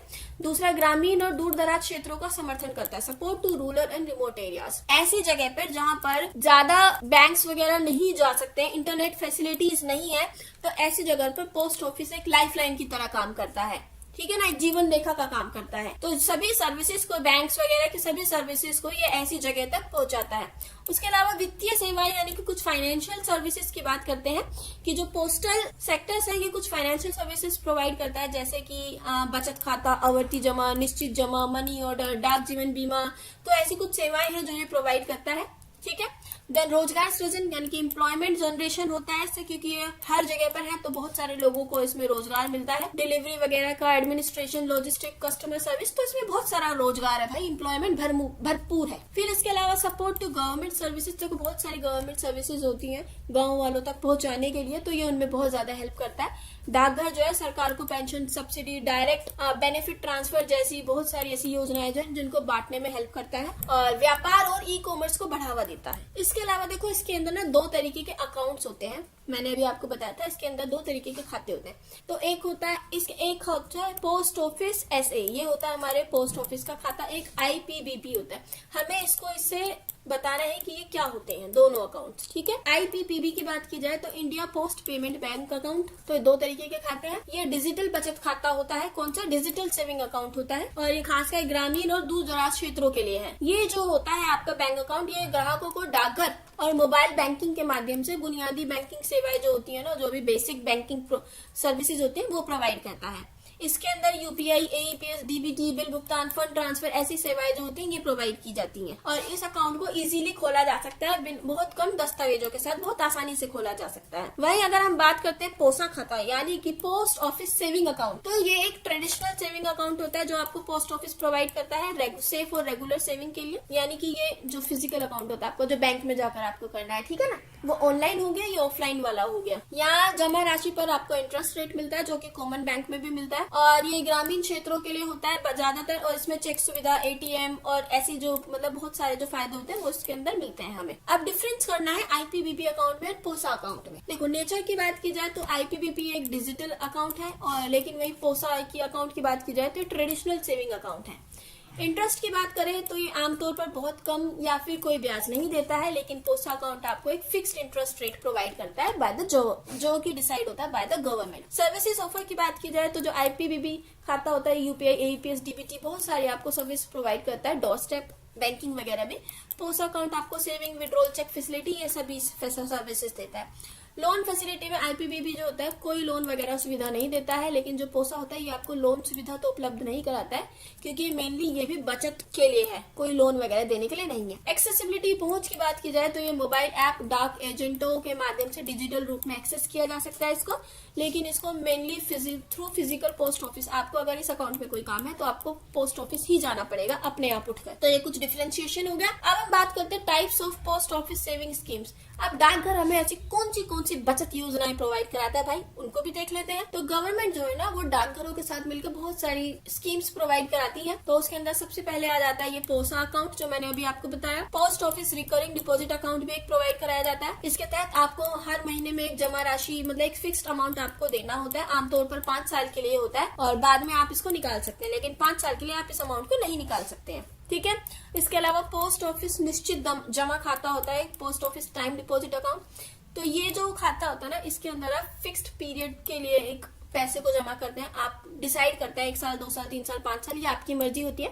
इसमें आपको हायर इंटरेस्ट अमाउंट मिलता है। उसके अलावा एक पोस्ट ऑफिस मासिक आय योजना होती है, मंथली इनकम स्कीम। ये जो स्कीम होती है ये आपको एक रेगुलर मंथली इनकम प्रोवाइड करती है एक लमसम डिपॉजिट पर, और इंटरेस्ट जो होता है इसमें मंथली पे किया जाता है। इसको रिटायरीज या फिर वो जो लोग एक स्टेडी इनकम चाहते हैं अपनी लाइफ में, उनके लिए इस अकाउंट को बनाया गया होता है। देन पब्लिक प्रोविडेंट फंड एक होता है, ये लॉन्ग टर्म सेविंग्स के लिए होता है। इसका जो टेन्योर होता है वो 15 साल होता है और इसमें जो इंटरेस्ट रेट मिलता है वो काफी अच्छा इंटरेस्ट रेट मिलता है और इसमें आपको टैक्स से भी फायदा मिलता है। देन नेशनल सेविंग सर्टिफिकेट, ये एक फिक्स्ड इनकम इन्वेस्टमेंट स्कीम होती है। इसका मैच्योरिटी पीरियड होता है 5 साल। इसमें आपको सुनिश्चित रिटर्न मिलता है। सेक्शन 80C के तहत इसमें आपको टैक्स जो बेनिफिट्स होते हैं वो भी मिलते हैं और इसको मेनली जो मिडिल इनकम ग्रुप्स होते हैं वो यूज करते हैं। और इसमें आता है फिर नेक्स्ट आता है किसान विकास पत्र, बचत प्रमाण पत्र है। तो इसमें क्या होता है ना, इस तरीके में अगर आप जैसे 10,000 रुपए आपने इसके अंदर निवेश किए हैं तो एक टाइम पीरियड के बाद आपको जो पैसे मिलते हैं तो वो दुगने मिलते हैं,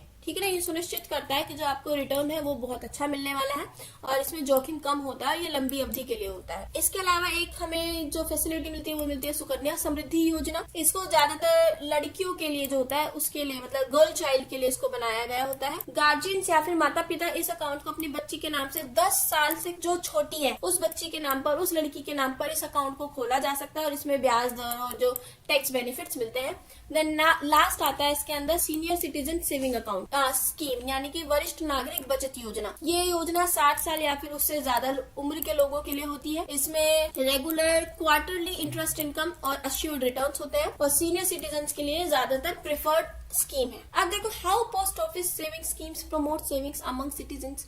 अब नागरिकों में बचत को बढ़ावा देने के लिए ये जो डाकघर बचत योजना है इनकी क्या भूमिकाएं हैं, ये क्या भूमिका निभाती है। तो सबसे पहला तो ये सेफ्टी और ट्रस्ट प्रोवाइड करते हैं नागरिकों को कि अगर आप हमारे यहाँ पैसे जमा कराओगे तो हम सरकार की तरफ से हम आपके साथ कभी धोखा नहीं करेंगे, तो लोगों को इन पे विश्वास होता है। तो लोग जानबूझकर अपने मर्जी से इनमें पैसा लगाते हैं, सेविंग्स करते हैं, ये सोचकर कि हमारा पैसा कहीं नहीं जाएगा।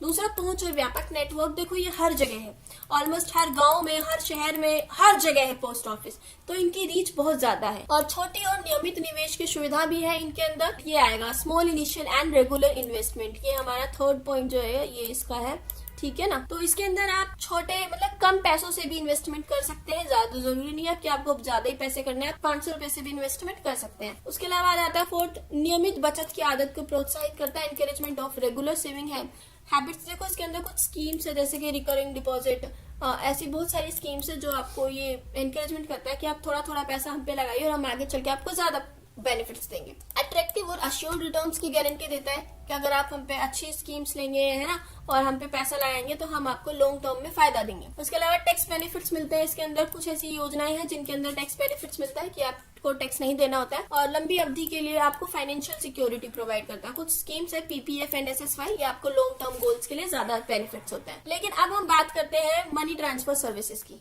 अब बैंक्स में आपको मनी ट्रांसफर सेवाएं कौन सी मिलती है। तो सबसे पहला इसमें इलेक्ट्रॉनिक मनी ऑर्डर ईएमओ, ये एक तेज धन प्रेषण सेवा है, यानी कि फास्ट मनी रेमिटेंस सर्विस है जो आपको इंडिया पोस्ट प्रोवाइड कर रही है थ्रू इंटरनेट। इसको 2008 में शुरू किया गया था। इसमें क्या होता है, जो आपका फिजिकल मनी होता है उसको पूरी तरीके से इलेक्ट्रॉनिक मनी में कन्वर्ट कर दिया जाता है, पैसे को इलेक्ट्रॉनिकली भेजा जाता है। आपने 10,000 रुपए लिए, आपने बोला मुझे ये 10,000 वहाँ भेजने ई मनी के थ्रू, तो आपके पैसे को ई मनी में कन्वर्ट करके जिसको आप भेज रहे हैं वहां पर उसको आपके पैसों को फिर वापस कैश में कन्वर्ट करके आगे उस बंदे को दिया जाता है। बस भेजने का जो बीच का प्रोसेस हो जाता है उसमें आपके कैश को ई मनी में कन्वर्ट किया जाता है और फिर जब दूसरे बंदे तक वो पहुंच जाता है तो उसको वहां वापस कैश की ही फॉर्म में दे दिया जाता है। जो मैक्सिमम अमाउंट आप इसमें भेज सकते हैं एक टाइम पे वो 5,000 रुपए है।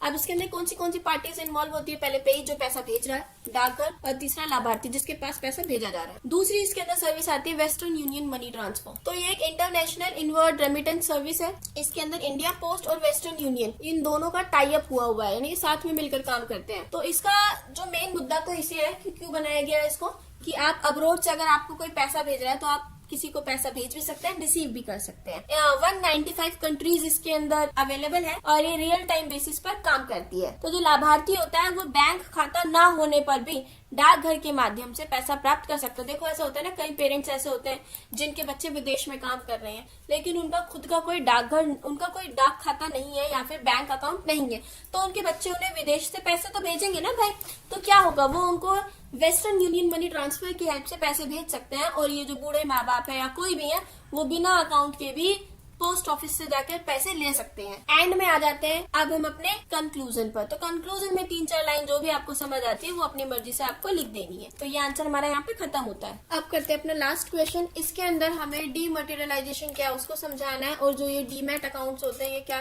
कैसे काम करते हैं, इनका क्या प्रोसेस वगैरह होता है सीज करने का, उसको देखना है हमें, ठीक है। तो देखो शुरू करते हैं। सबसे पहले डीमटेरियलाइजेशन यानी कि डीमैट, ये क्या है, इसका मीनिंग क्या है ना। तो देखो ये एक वो प्रक्रिया है जिसके अंदर जो आपके फिजिकल शेयर सर्टिफिकेट्स या फिर दूसरी सिक्योरिटीज होती है ना, इनको इलेक्ट्रॉनिक फॉर्म में कन्वर्ट करने का जो प्रोसेस है उसको डीमटेरियलाइजेशन बोलते हैं, ठीक है। और इनको कन्वर्ट क्यों किया जाता है, ताकि इनको इलेक्ट्रॉनिक रूप में रखा जा सके और ट्रेड में यूज किया जा सके इनको। This process is dematerialisation. अब इसका उद्देश्य क्या है, क्या मुद्दा है, तो जो शेयर्स की जो ओनरशिप होती है ना उनको ट्रांसफर या फिर शेयर्स की ट्रेडिंग करना, उनके लिए इसको यूज किया जाता है। एग्जाम्पल यहाँ पे इसका एक मैंने नीचे लिखा हुआ है, इसको आप देख लेना। तो डीमटेरियलाइजेशन क्या होता है ये समझ गए। अब हम देखते हैं डीमैट खाता क्या होता है। What is a demat account. तो डीमैट अकाउंट एक ऐसा खाता होता है जिसके अंदर शेयर, बॉन्ड, म्यूचुअल फंड जैसी प्रतिभूतियां यानी कि ऐसे जो सिक्योरिटीज है ना, ऐसी इनको इलेक्ट्रॉनिक रूप में यानी कि ऑनलाइन फॉर्म में रखा जाता है और ऐसे बैंक खाते को डीमैट अकाउंट बोलते हैं। ये एक बैंक अकाउंट की तरह ही होता है जिनमें बस पैसा रखा जाता है। इन अकाउंट्स में पैसे की बजाय शेयर, बॉन्ड्स और म्यूचुअल फंड्स को इलेक्ट्रॉनिकली रखा जाता है। अब ये वर्क कैसे करते हैं, तो इन्वेस्टर जो होता है अपना एक डीमैट अकाउंट खोलता है अपनी एक डिपॉजिटरी पार्टिसिपेंट की मदद से यानी कि उसके साथ। और इसमें दो मुख्य डिपॉजिटरी होती है, पहली होती है NSDL national security depository limited, दूसरी होती है CDSL central depository services limited. तो जब शेयर्स खरीदे जाते हैं इसमें तो वे अपने आप डीमैट अकाउंट में क्रेडिट हो जाते हैं, और जब शेयर बेचे जाते हैं तो वो क्रेडिट तो आपके खाते से डेबिट हो जाते हैं और लेन देन जो है उसका पूरा एक ऑटोमेटिकली रिकॉर्ड जो होता है वो बन जाता है। अब इसके डीमैट अकाउंट्स के क्या फायदे हैं, तो पहला तो इसमें पेपरलेस लेन देन होता है, कोई डॉक्यूमेंट्स वगैरह का नीड नहीं पड़ती, सेफ एंड सिक्योर होता है, इसमें कोई चोरी वगैरह का खतरा नहीं होता है, फास्ट ट्रेडिंग कर सकते हैं आप, सुविधाजनक प्रबंधन है यानी कि इजी मैनेजमेंट हो जाता है। आप इसके अंदर अपनी होल्डिंग्स, अपने डिविडेंड्स, बोनस सब कुछ बहुत आसानी से देख सकते हैं, मैनेज कर सकते हैं। लोअर कॉस्ट होती है इनकी और कुशल हस्तांतरण यानी बहुत इजीली आप इनको ट्रांसफर कर सकते हैं। अब हम देखते हैं how demat accounts seized physical shares, यानी कि डीमैट अकाउंट्स जो होते हैं ये फिजिकल शेयर्स को सीज्ड कैसे कर देते हैं। तो देखो बिफोर डीमैट से पहले इन्वेस्टर्स को अपने फिजिकल शेयर सर्टिफिकेट्स जो होते थे उनको हैंडल करना पड़ता था। तो ट्रांसफर के टाइम पे जब उन्हें अपने शेयर्स ट्रांसफर करने तो बहुत टाइम कंज्यूमिंग प्रोसेस हो जाता था, इसमें सिग्नेचर्स वगैरह बहुत ज्यादा जरूरी होते थे जिसकी वजह से फ्रॉड और डैमेज के चांसेस थे, ठीक है ना। लेकिन डीमैट के बाद क्या हुआ, शेयर्स जो है हम उनको ऑनलाइन तरीके से इलेक्ट्रॉनिकली जो है रखा जा सकता है, इन्हें खरीदा जा सकता है, बेचा जा सकता है और बहुत इजीली ट्रांसफर किया जा सकता है। तो ये प्रोसेस जो है सेफ हो गया है ना।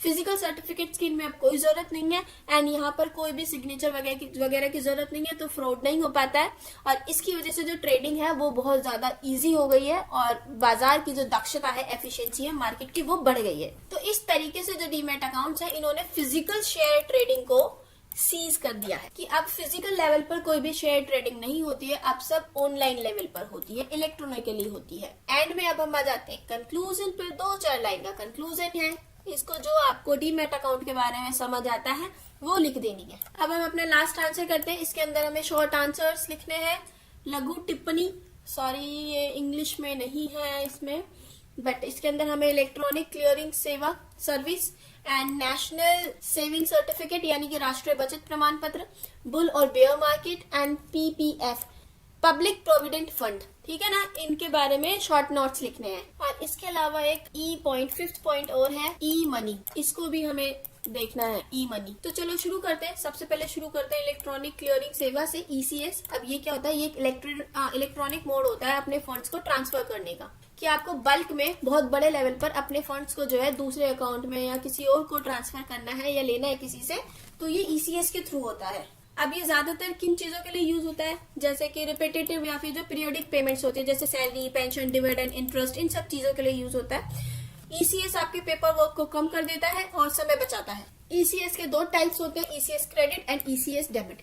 ईसीएस क्रेडिट ये इंस्टीट्यूट्स द्वारा यूज होता है टू मेक बल्क पेमेंट्स। जब ये पेमेंट करते हैं कि किसी की सैलरी दे रहे हैं, जैसे आप किसी हॉस्पिटल में है तो देन वहां पे जो पूरी सैलरी दी जाती है स्टाफ की, तो ये ईसीएस क्रेडिट यूज करते हैं, है ना। पेंशन एंड डिविडेंड उनको बेनिफिशियरीज को उनके अकाउंट्स में भेजने के लिए। देन एक होता है ईसीएस डेबिट जो बल्क कलेक्शंस के लिए यूज की जाती है, जैसे कि electricity bills, telephone bills, insurance premium. तो ऐसे जो लोग होते हैं जो आप सोचते हो कि बीएसीएस जो हमारी दिल्ली में तो इलेक्ट्रिसिटी बिल जो वो लेता है तो वो ईसीएस डेबिट जैसे फैसिलिटीज को यूज करता है, ठीक है, क्योंकि वहां पर बल्क में उनके पास पैसा आ रहा है। अब यहाँ पर बात करते हैं एडवांटेजेस की, इसके क्या इसके फायदे हैं।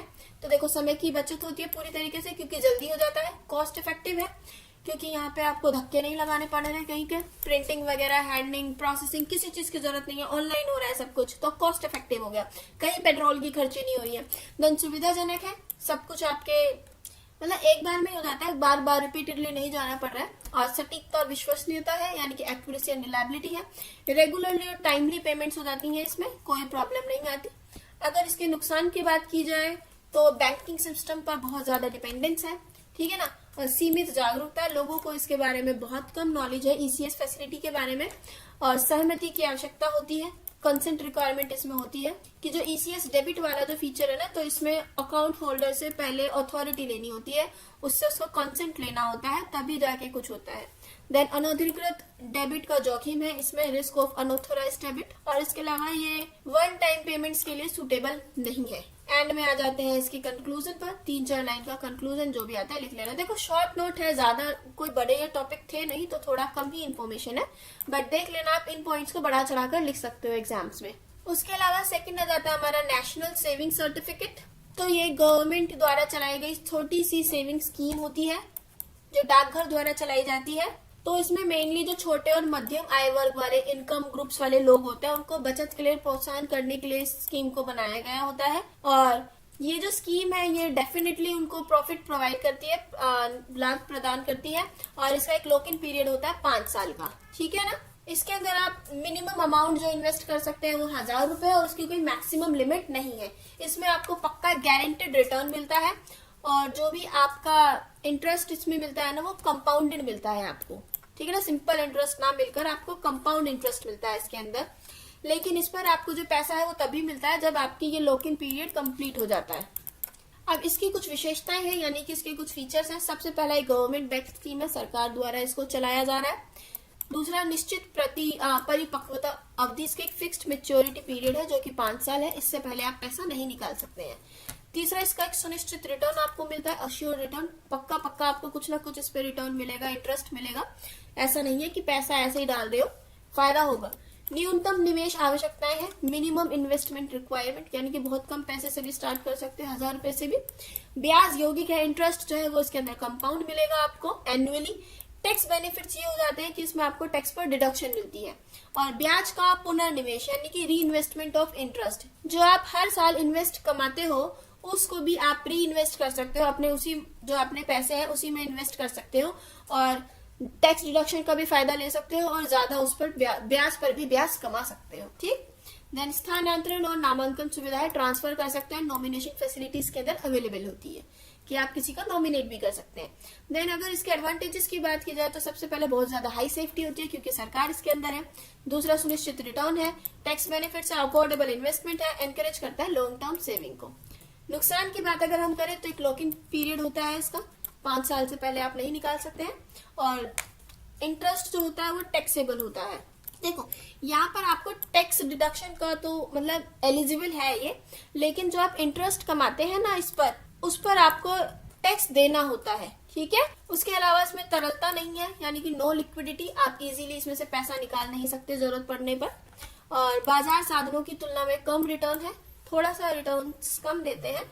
नो इन्फ्लेमेशन प्रोटेक्शन, यानी कि अगर महंगाई हो जाए या कुछ हो जाए तो ऐसा नहीं है कि ये अपना इंटरेस्ट रेट बढ़ाएंगे या कुछ नहीं, समय के साथ इसमें कोई बदलाव नहीं आता है। एंड में अपना निष्कर्ष, हमारा कंक्लूजन। अब थर्ड टॉपिक देखते हैं, bull market and beer market, ठीक। तो सबसे पहले देखते हैं बुल मार्केट। तो बुल मार्केट उस टाइम पीरियड को बोला जाता है जहां पर आपकी जो सिक्योरिटी होती है स्टॉक मार्केट में, उनका प्राइस राइज कर रहा होता है, लगातार बढ़ रहा होता है, तो उस टाइम पीरियड को बोलते हैं बुल मार्केट। यहाँ पे इन्वेस्टर्स का जो कॉन्फिडेंस होता है वो बहुत हाई लेवल पे होता है, यहाँ पे स्ट्रॉन्ग इकोनॉमी रिफ्लेक्ट होती है, और बुल मार्केट के दौरान जो इन्वेस्टर्स होते हैं वो ज्यादा इच्छुक होते हैं शेयर्स खरीदने के, कि वो अच्छे अच्छे शेयर्स खरीदते हैं और ये मानते हुए कि कीमतें जो है वो आगे और बढ़ेंगी। उसके अलावा एक आ जाती है बेयर मार्केट। तो ये वो वाली सिचुएशन हो जाती है जब स्टॉक प्राइसेस जो होते हैं लंबे टाइम तक गिर रहे होते हैं, तो उस टाइम ड्यूरेशन को बोलते हैं बेयर मार्केट। तो ये ज्यादातर होता है जब किसी देश की आर्थिक मंदी हो जाए या फिर लाभ घट रहे हो या महंगाई बढ़ जाए यानी कि मुद्रास्फीति या फिर राजनीतिक अस्थिरता के कारण ये सब होता है बेयर मार्केट, यानी कि स्टॉक मार्केट गिरती है। ओके, तो bull market bear market complete. Bull market जब मार्केट में बढ़ोतरी होती है, फायदा होता है, राइजिंग, एंड बेयर मार्केट यानी कि डाउनफॉल चल रहा है अब मार्केट का। अब इनके बीच में डिफरेंस है एक छोटा सा, मीनिंग जो मैंने आपको बता ही दिया। बुल मार्केट यानी कि वो सिचुएशन जब प्राइसेस बढ़ते हैं, बेयर मार्केट जब प्राइसेस कम होते हैं।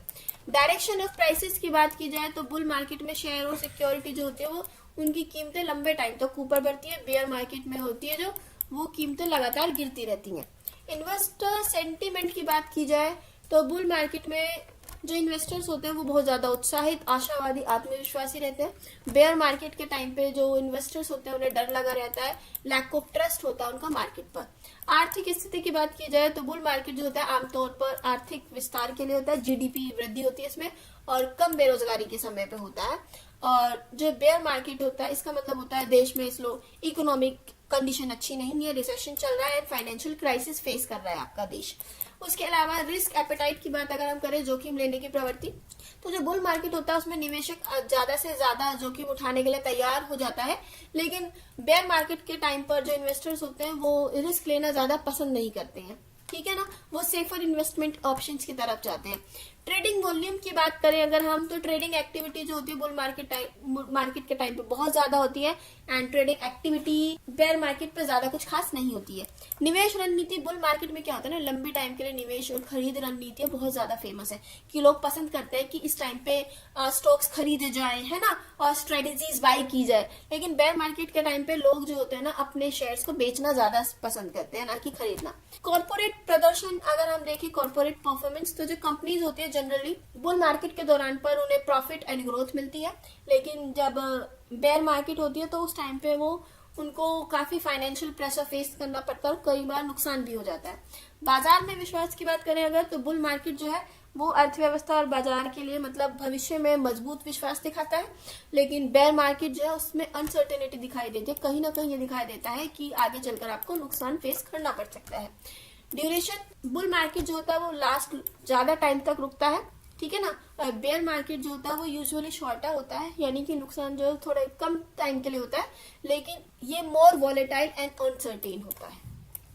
ठीक, एंड में हम आ जाते हैं इसके निष्कर्ष पर, यानी कि कंक्लूजन पर, जो 2-4 लाइनें समझ आती है वो लिख देनी है।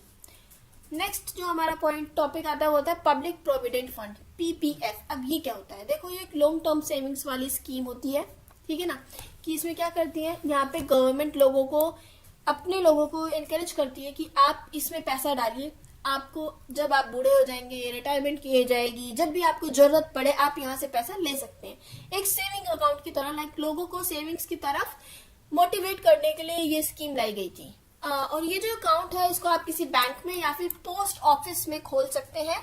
इस योजना की भी एक लॉक इन पीरियड है, इस स्कीम का भी, वो 15 साल है और आप इसको बढ़ा भी सकते हैं। इसका जो मिनिमम एनुअल कंट्रीब्यूशन है वो होता है 500 और जो मैक्सिमम आप एक साल में इसमें डाल सकते हैं वो है 1.5 लाख। इसमें जो रिटर्न्स मिलते हैं वो पूरी तरीके से कर मुक्त यानी कि टैक्स फ्री होते हैं।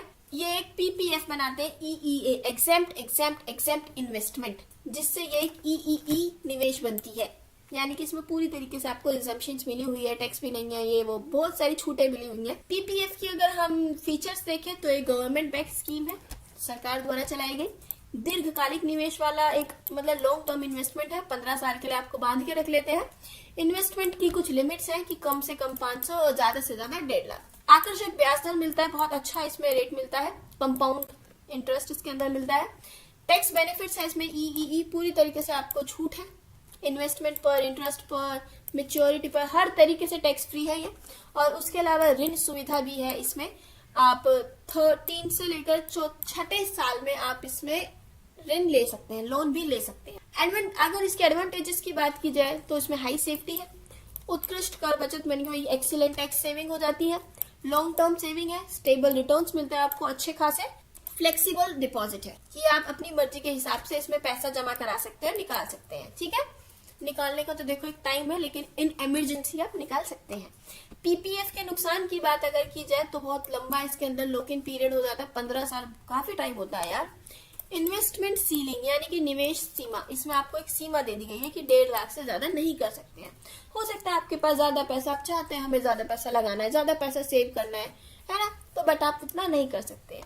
तीसरा, इक्विटी की तुलना में थोड़ा सा कम रिटर्न मिलता है, ठीक। और इंटरेस्ट रेट चेंज होता रहता है, इसका पीरियोडिकली रिवाइज किया जाता है, सरकार चेंज करती रहती है ब्याज दर। और अल्पकालिक लक्ष्यों के लिए अनुपयुक्त है कि शॉर्ट टर्म गोल्स के लिए नहीं है, ये लंबे लॉन्ग टर्म गोल्स के लिए है, रिटायरमेंट प्लान्स वगैरह के लिए। कंक्लूजन एंड में हम 4-5 लाइनें अपनी मर्जी से लिखेंगे। अब हम आ जाते हैं ई मनी, जो कि हमारा लास्ट टॉपिक आता है। ई मनी यानी कि इलेक्ट्रॉनिक मनी, ये क्या होती है? तो ई मनी वो वाला पैसा है जिसको इलेक्ट्रॉनिक रूप से आप कंप्यूटर, स्मार्टफोन, प्रीपेड कार्ड के अंदर इकट्ठा करके रखते हैं और इनको आप पेमेंट्स के रूप में आगे यूज कर सकते हैं। तो e money is a digital form of money. अब इसके कुछ फीचर्स है ई मनी के, वही इलेक्ट्रॉनिक फॉर्म है, मतलब डिजिटल फॉर्म में आती है, मोबाइल फोन्स वगैरह में आप इसे स्टोर कर सकते हैं। इंस्टेंट ट्रांजेक्शन करते हैं इससे, जैसे हम कर सकते हैं ना ई मनी हमारे मोबाइल के अंदर इस वक्त जो हम यूपीआई वगैरह करते हैं वो ई मनी से ही तो कर रहे हैं ना। और उसके अलावा ये सुविधाजनक और आसान है, कहीं पर भी कैसे भी यूज कर सकते हैं, बस इंटरनेट आपके पास होना चाहिए। सिक्योर पेमेंट्स होती हैं, पिन पासवर्ड इसमें लगे होते हैं। प्रीपेड वैल्यूज, देखो इसमें क्या होता है ना, ई मनी में आमतौर पर आपको पहले से पैसे लोड किए जाते हैं जिन्हें कई बार लेन देन के लिए आप इस्तेमाल कर सकते हैं। कैशलेस अर्थव्यवस्था को सपोर्ट करता है कि आपको हर जगह कैश लेकर घूमने की जरूरत नहीं है। तो ये इसके कुछ फीचर्स हो गए। अब आप इसके एडवांटेजेस बोलो तो फिर वही आ जाएगा, हाई कन्वीनियंस है, टाइम सेविंग है, ट्रांजैक्शन कॉस्ट रिड्यूस होता है, ट्रांसपेरेंसी एंड रिकॉर्ड कीपिंग बहुत इजी हो जाता है क्योंकि ऑटोमेटिकली आपका जो रिकॉर्ड है वो बनता जा रहा है ऑनलाइन, ठीक है ना। एंड वाइड एक्सेप्टेंस है कि बस नेट वगैरह ऑनलाइन होना चाहिए, हर जगह एक्सेप्टेड है ये, किसी भी दुकान पर बिल पेमेंट कर सकते हैं, टिकट बुकिंग कर सकते हैं, कुछ भी कर सकते हैं। डिसएडवांटेजेस की बात अगर हम बोले तो पूरी तरीके से टेक्नोलॉजी पर डिपेंड है, अगर नेट वगैरह नहीं है, अच्छे इक्विपमेंट्स वगैरह नहीं है तो आप नहीं यूज कर पाएंगे। सिक्योरिटी रिस्क आ जाते हैं, कई बार साइबर फ्रॉड के मतलब चांसेस होते हैं। और उसके अलावा लिमिटेड एक्सेप्टेंस होती है कुछ जगह पे, जैसे गांव जैसी जगह पे आज के टाइम पे इन्हें इतना नहीं अपनाया गया है। कुछ टेक्निकल फेलियर्स आ जाते हैं, कई बार सर्वर पीछे से इशू दे दे या फिर ऐप फेलियर हो जाए तो इन वजह से। और उसके अलावा आ जाता है एक लैक ऑफ अवेयरनेस कि बहुत सारे यूजर्स ऐसे हैं जिनको आजकल मतलब डिजिटल प्लेटफॉर्म्स यूज करने नहीं आते, वो डिजिटल लेवल पर पेमेंट्स नहीं कर पाते। क्यों? क्योंकि उनको इतनी अच्छी तरीके से अभी उनकी नॉलेज नहीं है, ठीक। अब इनके एग्जांपल्स की बात की जाए तो डिजिटल वॉलेट्स में पेटीएम, फोन पे, गूगल पे, prepaid cards, gift card, travel cards, UPI भुगतान में आप देख सकते हैं debit credit cards and online banking transfer, NEFT, RTGS, ये सब। तो ये इसके कुछ एग्जाम्पल्स हो गए। एंड में हम अपनी मर्जी से 4-5 लाइनों का एक कंक्लूजन ऐड कर देंगे। ओके, तो यहाँ पर हमारा ये सब्जेक्ट जो है कंप्लीट होता है। अब जो यहाँ पर मैंने आपको क्वेश्चन आंसर्स कराए हैं, इनसे बाहर आपके एग्जाम में कुछ भी नहीं आएगा, इस चीज की हम गारंटी लेते हैं। हाँ देखो, लैंग्वेज चेंज हो सकती है, लेकिन मैंने आपको वही बोला था ऊपर भी कि आपको एग्जाम में लिखना है। अगर कोई भी टॉपिक इनसे आपको दिख जाता है कि बैंक के बारे में पूछा, ई मनी पूछा, तो जो मैंने लिखवाया एज इट इज चेप आना, आप फेल नहीं होगे, बहुत अच्छे मार्क्स से पास हो जाओगे, ठीक। बाकी नोट्स का लिंक आपको डिस्क्रिप्शन बॉक्स में मिल जाएगा और आप उन्हें बाय कर सकते हैं। Thanks for watching. See you in the next video. Please like, share and subscribe the channel.